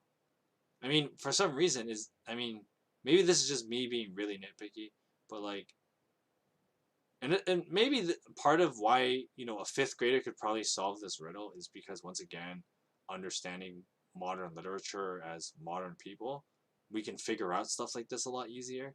But one of the things I'd like to point out is, how come no one was able to figure out this riddle, right? That Samson made here. It's like no one, right? You got these 30 Philistine guys, put their heads together, couldn't figure it out. Samson's wife couldn't apparently figure it out. It's implied Samson's parents couldn't figure it out, right? And so, yeah, it's kind of, it makes you wonder how smart people were. Maybe we do give them a little bit too much credit if they're all this dumb, and not be able to figure out, a very simple riddle. Or maybe I'm just so mega brain that I can figure out this riddle, but maybe the average person couldn't, right? Maybe I'll try that. I'll try it. I'm like, be like, hey, can you solve this riddle? And I'll give, like, Samson's riddle and see how many people can actually solve it. A funny story about that, actually. We were just kind of doing riddles. I was in seminary at the time. We are just kind of, like, fooling around, telling each other, like, riddles and, like, trick questions and stuff like that. Especially, like, how on Facebook they have, like, those can you solve these math things, and they, like, give you those images, and, like, you're supposed to figure out how each image has, like, a certain number value, and then in the very last one where they give you, like, the can you solve, they, like, warp all the images, so you have to really pay attention. So, for example, there'll be, like, a cookie with 10 chocolate chips, and they'll say, like, the cookie with 10 chocolate chips equals 10 points. But then, like, later you get to the final part, and there's, like, a cookie with, like, only 8 chocolate chips, so it's not worth 10 points, and they try to see how attentive you are, right? So we were kind of fooling around with stuff like that when I was in seminary, and someone thought they'd be smart by bringing up the Samson riddle. And because we're seminary students, so we should have read this story at some point. And secondly, I'm like, why would you think this is a hard riddle, right? Everybody should know the answer to this question. And of course, in seminary, we all know the answer to the question. One, because we've all read the story. But, like, it was kind of backfired on the poor girl that asked the question. Trying to be smart, and unfortunately, she didn't look that smart when she gave a very obvious riddle that a fifth grader could solve. But, I mean, most riddles a fifth grader could probably solve if you think about it hard enough nowadays. And fifth graders are smarter than we give them credit for. So, anyway, that's just a funny story about that. But there was this girl who tried to use the Samson riddle, and I was like, yeah, everybody knows the answer to that question, right? Out of the eater, something to eat. Out of the strong, something sweet. Well, what's stronger than a lion and sweeter than honey?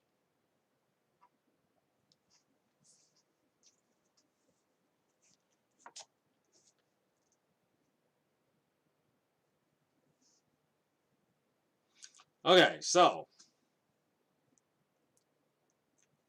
the last verse in chapter 14 is also, like, mega douche move where, like, Samson leaves because he's all angry, and so he doesn't take his wife home. So they're like, well, we got this woman here, just give her to the next guy. Like, wow, Philistines really running a smart society here, just kind of throwing women around like that.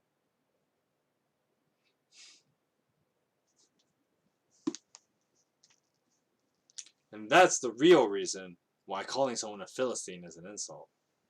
No, just kidding. Well, okay, so let's continue on because we got 2 more chapters to read, and then we'll end the stream. It's 4:45 right now, so we've been on here for about an hour and 40 minutes. So, and we still got 2 more chapters to go. And Samson's got a little bit more content, so let's do this. Later on, at the time of wheat harvest, Samson took a young goat and went to visit his wife. And he said, I'm going to my wife's room. but her father would not let him go in. I was so sure you hated her, he said, that I gave her to your companion. Isn't her younger sister more attractive? Take her instead. And Samson said to them, This time I have a right to get even with the Philistines. I will really hurt them. So he went out and caught 300 foxes and tied them tail to tail in pairs. He then fastened a torch to each pair of tails, lit the torch, and let the foxes loose in the standing grain of the Philistines. He burned up the shocks and the standing grain, together with vineyards and olive groves. So basically, he committed a huge amount of arson. When the Philistines asked, Who did this? They were told, Samson, the Timnite's son-in-law, because his wife was given to his companion. So the Philistines went up and burned her and her father to death. Well, damn. Like, that's just brutal. Philistines, nah, kind of real assholes here. And Samson said to them, Since you've acted like this, I swear I won't stop until I get my revenge on you. So Samson attacked them viciously and slaughtered many of them. Then he went down and stayed in a cave in the rock of Edom. The Philistines went up and camped in Judah, spreading over near Lehi. The people of Judah asked, Why have you come to fight us? We have come to take Samson prisoner, they answered, to do to him as he did to us.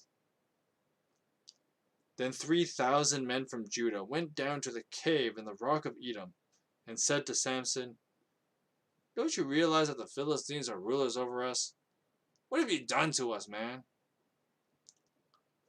Samson answered, I merely did to them what they did to me. And they said to him, We've come to tie you up and hand you over to the Philistines. Samson said, Swear to me that you won't kill me yourselves. Agreed, they answered. We will only tie you up and hand you over to them. We won't kill you. So they bound him up with 2 new ropes and led him up from the rock. And as he approached Lehi, the Philistines came toward him shouting. As he approached Lehi, the Philistines came towards him shouting. And the Spirit of the Lord came powerfully upon Samson. The ropes of his arms became like charred flax, and the bindings dropped from his hands. Finding a fresh jawbone of a donkey, he grabbed it and struck down 1,000 men. Then Samson said, With a donkey's jawbone, I have made donkeys of them. Ha ha ha. With a donkey's jawbone, I have killed 1,000 men. Oh, there's so many better ways to read that passage. But anyway, when he finished speaking, he threw away the jawbone, and the place was called Ramath Lehi, or Jawbone Hill. Because Samson was very thirsty, he cried out to the Lord, You have given your servant this great victory. Must I now die of thirst and fall into the hands of the uncircumcised? Then God opened up the hollow place in Lehi, and water came out of it. When Samson drank, his strength returned, and he revived. So the spring was called En-Hakor, and is still there in Lehi. Samson led Israel for 20 years in the days of the Philistines.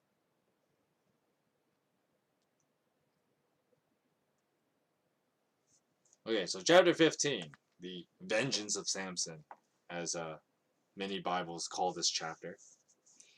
And so, it's just full of really crazy stuff, right? Where so Samson goes to his father-in-law. And his father-in-law is kind of like, well, I just gave your wife away because I thought you hated her. And I'm not thinking anything through, right? because people just don't think, I guess. And of course, Samson gets all mad, so he like commits arson, and then like it just gets worse, right? So the Book of Judges. Oh, excuse me. What now? Cats can't make up their minds about anything. Shh, I'm busy. But anyway, so Samson commits all this arson, right? And then the people get all mad about it, and then they decide to like kill the guy. Samson's father-in-law and his wife. So just killing them all, and it's like, don't the Philistines know they could do, like they could like can you be able to talk these things out? Like no, like people in the ancient world just have to do everything the hard way, right? No one decides to talk anything out. No one decides to make any bargains. No, it's just like it's all in or it's all or nothing, I guess, right? And so then there's the ironic, Samson commits arson, so we're just gonna burn his wife and father-in-law. So I guess gives a new definition to fighting fire with fire. That was a terrible joke. I don't know why I said that.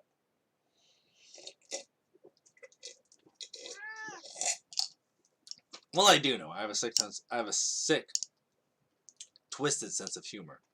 So, I found it funny, even though that was kind of really terrible at the same time. We should not talk about burning people like that.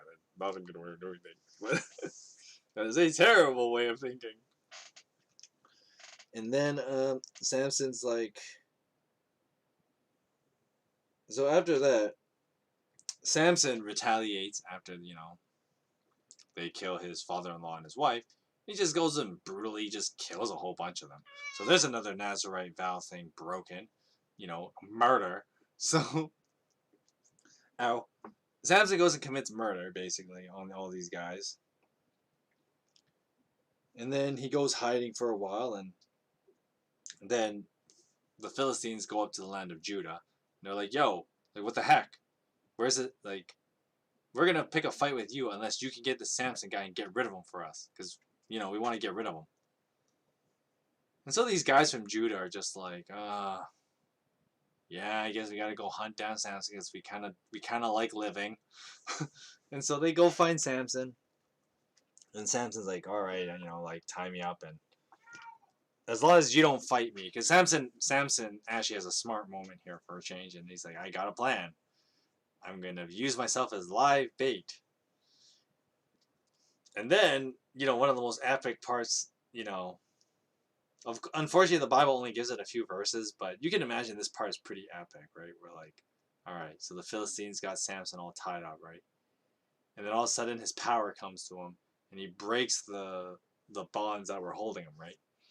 And he straight up takes it like a donkey's jawbone, which I guess so happens to be there. I mean, they are in the middle of nowhere, right? They're in some mountain area, so it makes sense that there might just be some animal bones lying around.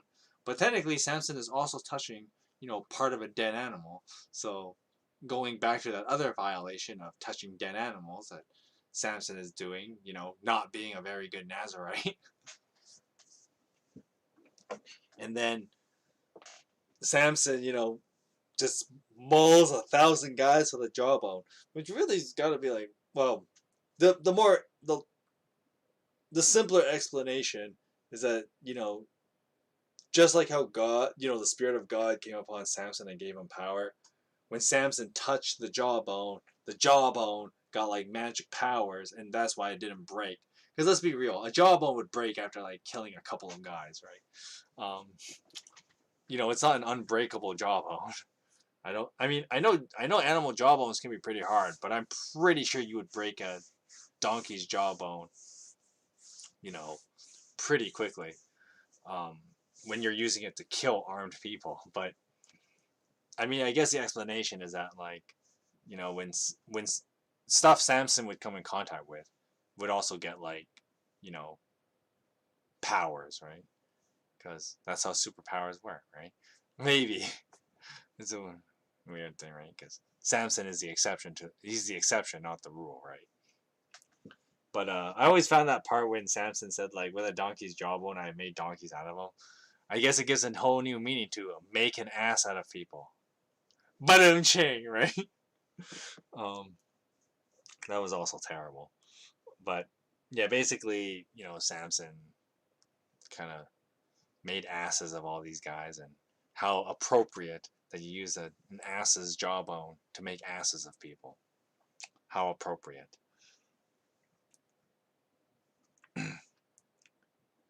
And then, of course, the story, that chapter ends with, like, okay, so Samson's like this heroic figure, right? Because now people know who Samson is after he just literally mauled 1,000 guys, right?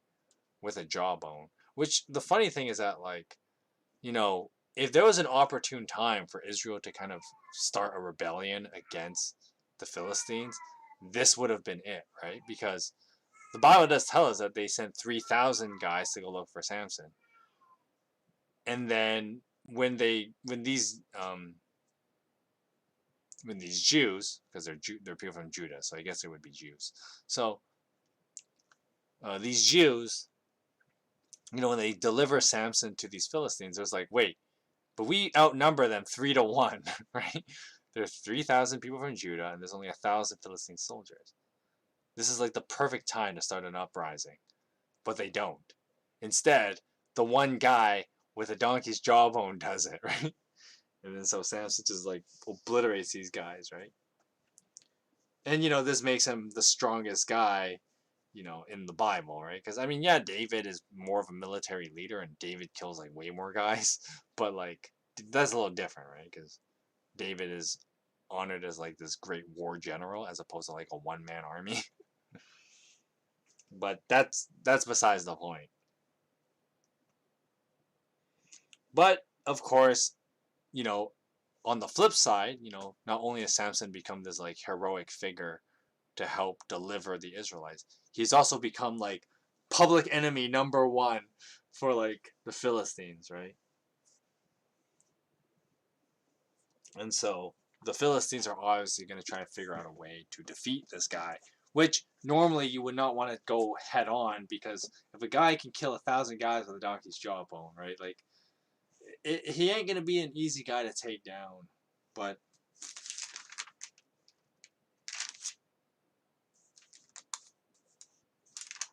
we'll see what the Philistines try and do about Samson, and how Samson's story is going to finish up. So, chapter 16, and this will be the last chapter I read today. Chapter 16. So one day, Samson went to Gaza, where he saw a prostitute. He went in and spent the night with her. Another Nazarite rule broken. What are we at, 7 now? The people of Gaza were told, Samson is here. So they surrounded the place and lay in wait for him all night at the city gate. And they made no move during the night, saying, at dawn we'll kill him. But Samson lay there until the middle of the night.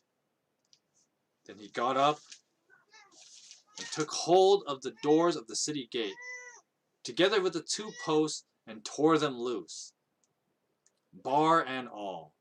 So basically, he took like one of those giant gate things and just like ripped it out of the ground with his bare hands, like a badass. All right, you stop. Samson lifted them to his shoulders and carried them to the top of the hill that faces Hebron. Now, sometime later, he fell in love with a woman in the valley of Sorek, whose name was Delilah. The rulers of the Philistines went to her and said, see if you can lure him into showing you the secret of his great strength and how we can overpower him, so we may tie him up and subdue him. Each one of us will give you 1,100 shekels. A very weird number to pick. Why don't you just say 1,000 shekels? You really have to add the 100, or why don't you bump it to the 15? Why 1,100? Such a weird number to pick. So Delilah said to Samson, verse 6, tell me the secret. Tell me the secret of your great strength and how you can be tied up and subdued. And Samson answered her, If anyone ties me up with 7 fresh bowstrings that have not been dried, I'll become as weak as any other man. Then the rulers of the Philistines brought her 7 fresh bowstrings that had not been dried, and she tied him with them. Not what you're thinking. With men hidden in the room. Definitely not what you're thinking. And she called to him, Samson, the Philistines are upon you. But he snapped the bowstrings as easily as a piece of string snapped when it comes close to a flame. So the secret of his strength was not discovered. Then Delilah said to Samson, Hang on. Excuse me. Alright, that's enough out of you. Verse 10. Then Delilah said to Samson, You have made a fool of me. You lied to me. Come on, tell me how you can be tied. Not what you're thinking. And Samson said, If anyone ties me securely with new ropes that have never been used, I will become as weak as any other man. So Delilah took new ropes and tied him with them. And the men hidden in the room. Then, with the men hidden in the room, she called to him, Samson, the Philistines are upon you. But he snapped the ropes off his arms as if they were threads. And Delilah said to Samson, All this time you've been making a fool of me and lying to me. Tell me how you can be tied.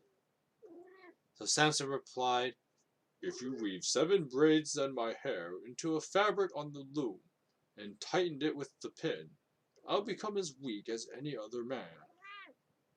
So while he was sleeping, Delilah took the 7 braids of his head and wove them into the fabric and tightened it with a pin. Again she called to him, Samson, the Philistines are upon you. He awoke from his sleep and pulled up the pin and the loom with the fabric. Then she said to him, How can you say I love you when you won't confide in me? This is the 3rd time you made a fool out of me and haven't told me the secret of your great strength. With such nagging, she prodded him day after day until he was sick to death of it. Probably should have left her ass after that, but that's just me thinking out loud. So Samson told her everything in verse 17. No razor has ever been used on my head, because I have been a Nazarite dedicated to God. Not with that track record you haven't. If my head were shaved, my strength would leave me, and I would become as weak as any other man. When Delilah saw that he had told her everything, she sent word to the rulers of the Philistines, Come back once more. He has told me everything. So the rulers of the Philistines returned with the silver in their hands. After putting him to sleep on her lap, she called for someone to shave off the 7 braids of his hair. So began to subdue him, and his strength left him. Then she called Samson, Samson, the Philistines are upon you. He awoke from his sleep and thought, I'll go out just as before and shake myself free. But he did not know that the Lord had left him. Then the Philistines seized him, gouged out his eyes, and took him down to Gaza, binding him with bronze shackles.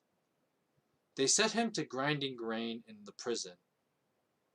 But the hair on his head began to grow again after it was shaved. Now the rulers of the Philistines assembled to offer a great sacrifice to Dagon, their god, and to celebrate, saying, Our God has delivered Samson, into our hands, When the people saw him, they praised their God, saying, Our God has delivered our enemy into our hands, the one who laid waste our land and multiplied our slain. And while they were in high spirits, they shouted, "Bring out Samson to entertain us." So they called Samson out of the prison, and he performed for them. When they stood him among the pillars, Samson said to the servant who held his hand, "Put me where I can feel the pillars that support the temple, so that I may lean against them." Now the temple was crowded with men and women, and all the rulers of the Philistines were there. And on the roof there were about 3,000 men and women watching Samson perform. Then Samson prayed to the Lord, "Sovereign Lord, remember me. Please, O God, strengthen me just once more, and let me with one blow get revenge on the Philistines for my 2 eyes." Then Samson reached toward the 2 central pillars on which the temple stood, bracing himself against them, his right hand on one and his left hand on the other. And Samson said, "Let me die with the Philistines." Then he pushed with all his might, and down came the temple on the rulers and all the people in it. Thus he killed many more when he died than while he lived. Then his brothers and his father's whole family went down to get him. They brought him back and buried him between Zorah and Eshtaol, in the tomb of Manoah his father. Samson led Israel 20 years.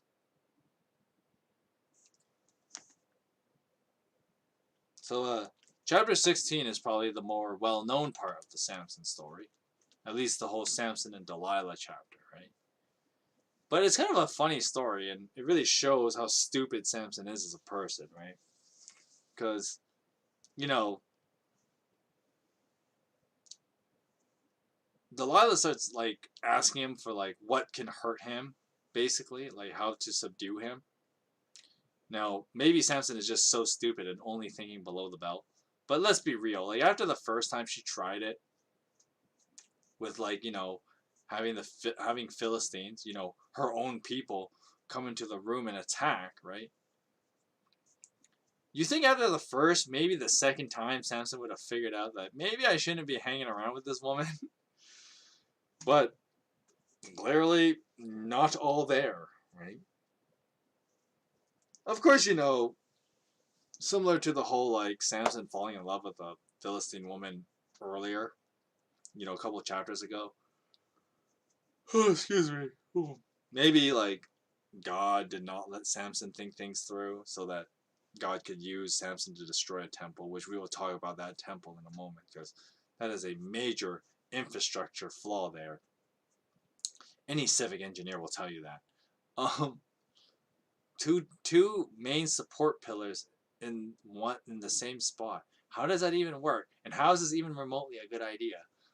But anyway, besides the point.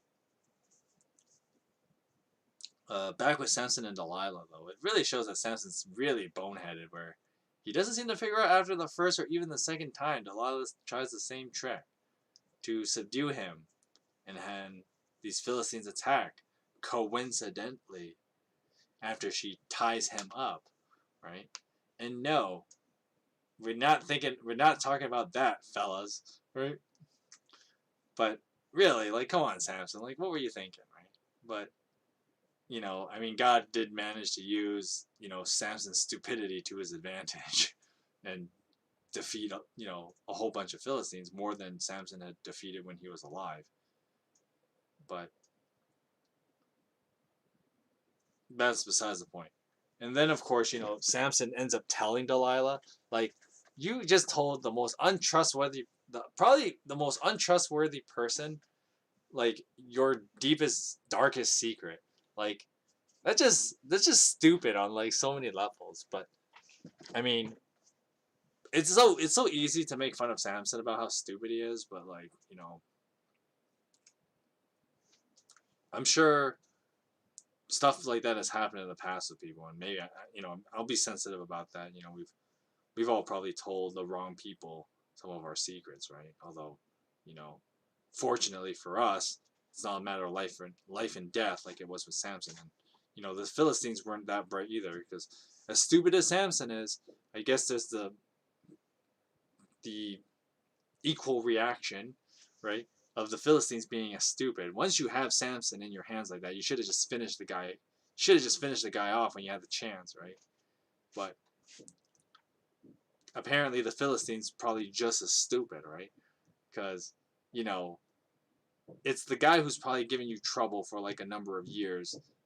You probably want him out of the picture, but no, they decide to keep him alive as a prisoner, and like, you know, a court jester basically.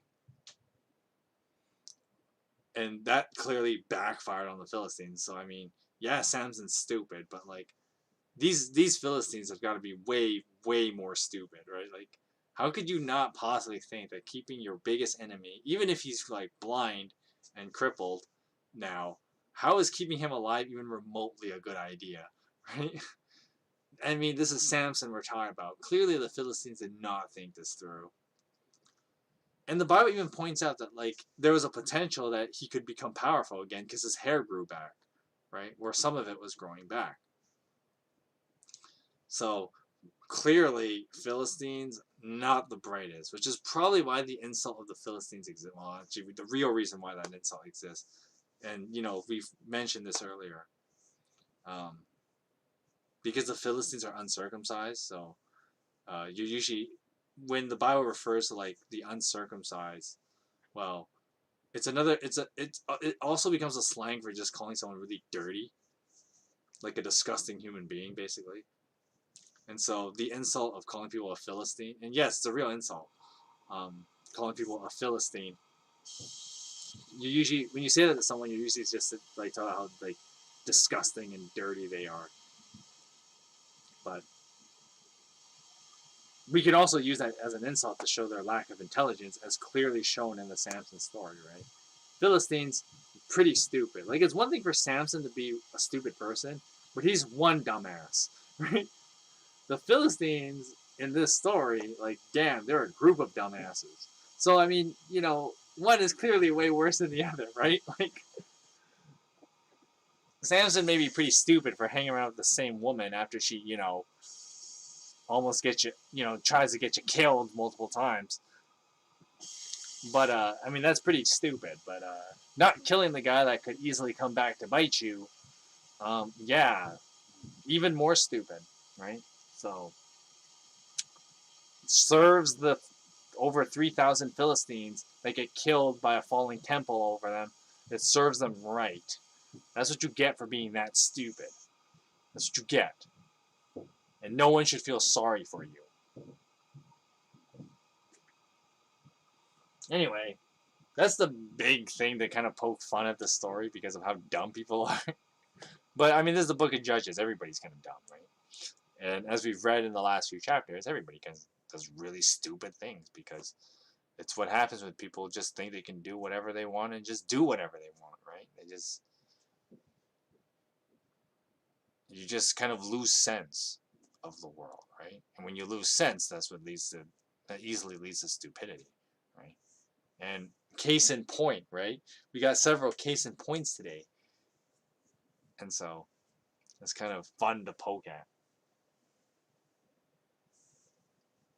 But yeah, I know it's funny. I mean, you know, we just read through the Samson story, and I barely talked about his powers. But honestly, I mean, so many people have already talked about that. It's still, in a way, like when you read through the book of Judges, his powers are kind of like a side note. They're not that interesting to read about. It's more fun to read about how stupid everybody is in the story, right? Because on the other hand, you know, on the one hand, you know, like it's the more forefront part of the story. It's about how dumb people are, right? And it's always fun to make fun of other people for them being stupid. But on the other hand, you know, when you read the Samson story, you know, him and his powers is so bizarre and unrealistic, right? And so there's an automatic disconnect.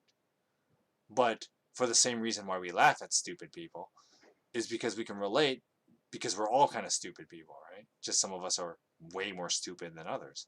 But at least that part is more realistic, right? And so I think as we read through the Samson story, that's why the how stupid everybody is in the story is a lot more entertaining to read, because that is something that's relatable and it's something that making fun of people that are stupid because they're stupid is something that is like that transcends time and culture, right?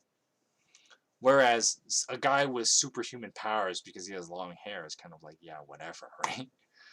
But at the same time, that's something for us to be mindful of because, you know, people being stupid is something that transcends culture. And so we have to catch that in ourselves, right? Or else fall into the same problems that the Israelites did, in the book of Judges, right? And we may think that we're so far, like, oh yeah, we're more advanced than ancient world people, but like, no, not really, right? Especially when, like, if we become quick to disobey God, we'll be just as stupid as the Israelites were back then, right? It doesn't take a lot to, be caught up in the same crowd as some of these guys that we've just read about, right? When you when we forsake God and forget about God, right? And, I was making that joke with like Samson and his great Nazarite track record, right? He had forgotten God for so long, and it came to bite him in the came to bite him in the ass. But then, of course, a lot of people are a lot of people, are quick to just remember the end of the story where Samson kind of has a repentant moment. And of course, that's obviously true, right? That's what God wants from all of us ultimately is our repentance. But, you know, we got to remember the danger of, you know, not obeying and following God, which is, Samson's great Nazarite track record, right? What do you like violate like 7 things? Let's do that count again. So like he drinks strong drink and wine and stuff like that. He does that. He marries a Philistine woman. He kills a bunch of people. He commits arson. So like he's a person of violence. He touches like a dead animal. He eats, food from a dead animal, right? He has sex with a prostitute. What else? What are we at? We're at 8 right now. How many other things can Samson like fail for like the Nazarite thing, right? Um, I don't know if the hair cutting one really counts because like technically Nazarite's supposed to get their hair cut. That's like the one right thing he does, I guess. Um, he just does it for the wrong person because Delilah clearly the trustworthy type, right? But Samson not a great track record for his Nazarite vows, but you know what's more important, right? Is that we recognize our shortcomings before God, and Samson kind of has a little bit of that, but then he also like he knows he's at the end of his life, so he's just like let me go out with a bang, right? And so Samson does and he kills over 3,000 people, including himself, though. But just something to always be mindful of when we read like the Samson story and why it's so easy to be like, oh yeah, people were so dumb back then, but you know, straying away from God in our modern age, which is easy to do, you're not that far behind from being as stupid as these guys were, right? Just because we're almost 3,000 years later has nothing to do with anything, right? The forsaking of God can quickly, make total asses of ourselves, right? And with the jawbone of an ass, I made an ass of them. Ingenious. That's a great line, though. I find that line so funny. It's just so good. But anyway, um, that was a long read. I read through like how many chapters? Like 7 chapters today. That was a lot. We powered through a lot of them.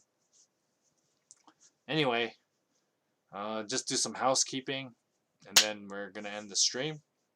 So next week I will finish the Book of Judges next Friday, because there's only like 4 chapters left. Chapter 18, 19, 20, and although like chapter 19 and 20 are so long, and then chapter 21. So we got 4 chapters of the Book of Judges. We'll finish them next week. So this one actually is pretty short, right? Like I did Exodus in like 8 weeks. It took me a long time to do Genesis, though. That's why, like, I don't know, I feel like this one's short. just because Genesis took me so long. But we'll finish Judges next week, and then we'll probably move on to the book of Samuel after that. So that's for reading schedule. As far as other videos are concerned, so as you know, I've not been doing streams often. I just do like uploads and then I premiere them as if they were streams, even though they're not. Just because of like copyright claim stuff, because all the music in Bravely Default was like copyright claim, so like you can't really stream it without running into all kinds of problems. But then if I run it like a video, they just like, okay, we'll let you use it, but we're gonna run our ads on your video and make money off of you, even though like, I mean, I don't make any money on this thing anyway. That's why it's important to have a day job. But anyway, so Monday and Wednesday obviously will be Bravely Default videos. I will premiere the videos that I make as if they were streams, and I do them at the stream times. So that would be like 2 o'clock Pacific time on Monday and Wednesday. And of course, starting from yesterday, I have started a new Throwback Thursday, because I haven't done Throwback Thursday in a while. Like the last time I did it was in 2020. And then like all of January, February, and March, I didn't do any Throwback Thursday. So I'm doing Throwback Thursdays again. Definitely check it out. You can find you can find the videos on my channel. And if you want to be, see the new Throwback Thursday next week, that's weird to think. The next Throwback Thursday episode next week as well. Keep your eyes peeled for that. And you can always hit the subscribe notification bell, and YouTube should inform you of when I make those uploads. So that's going to be next week's schedule. I hope you guys enjoyed the book of Judges and the Samson story, and we will be back next week with the rest of the book of Judges. I will see you guys next time. I hope you guys have a great weekend, and God bless you.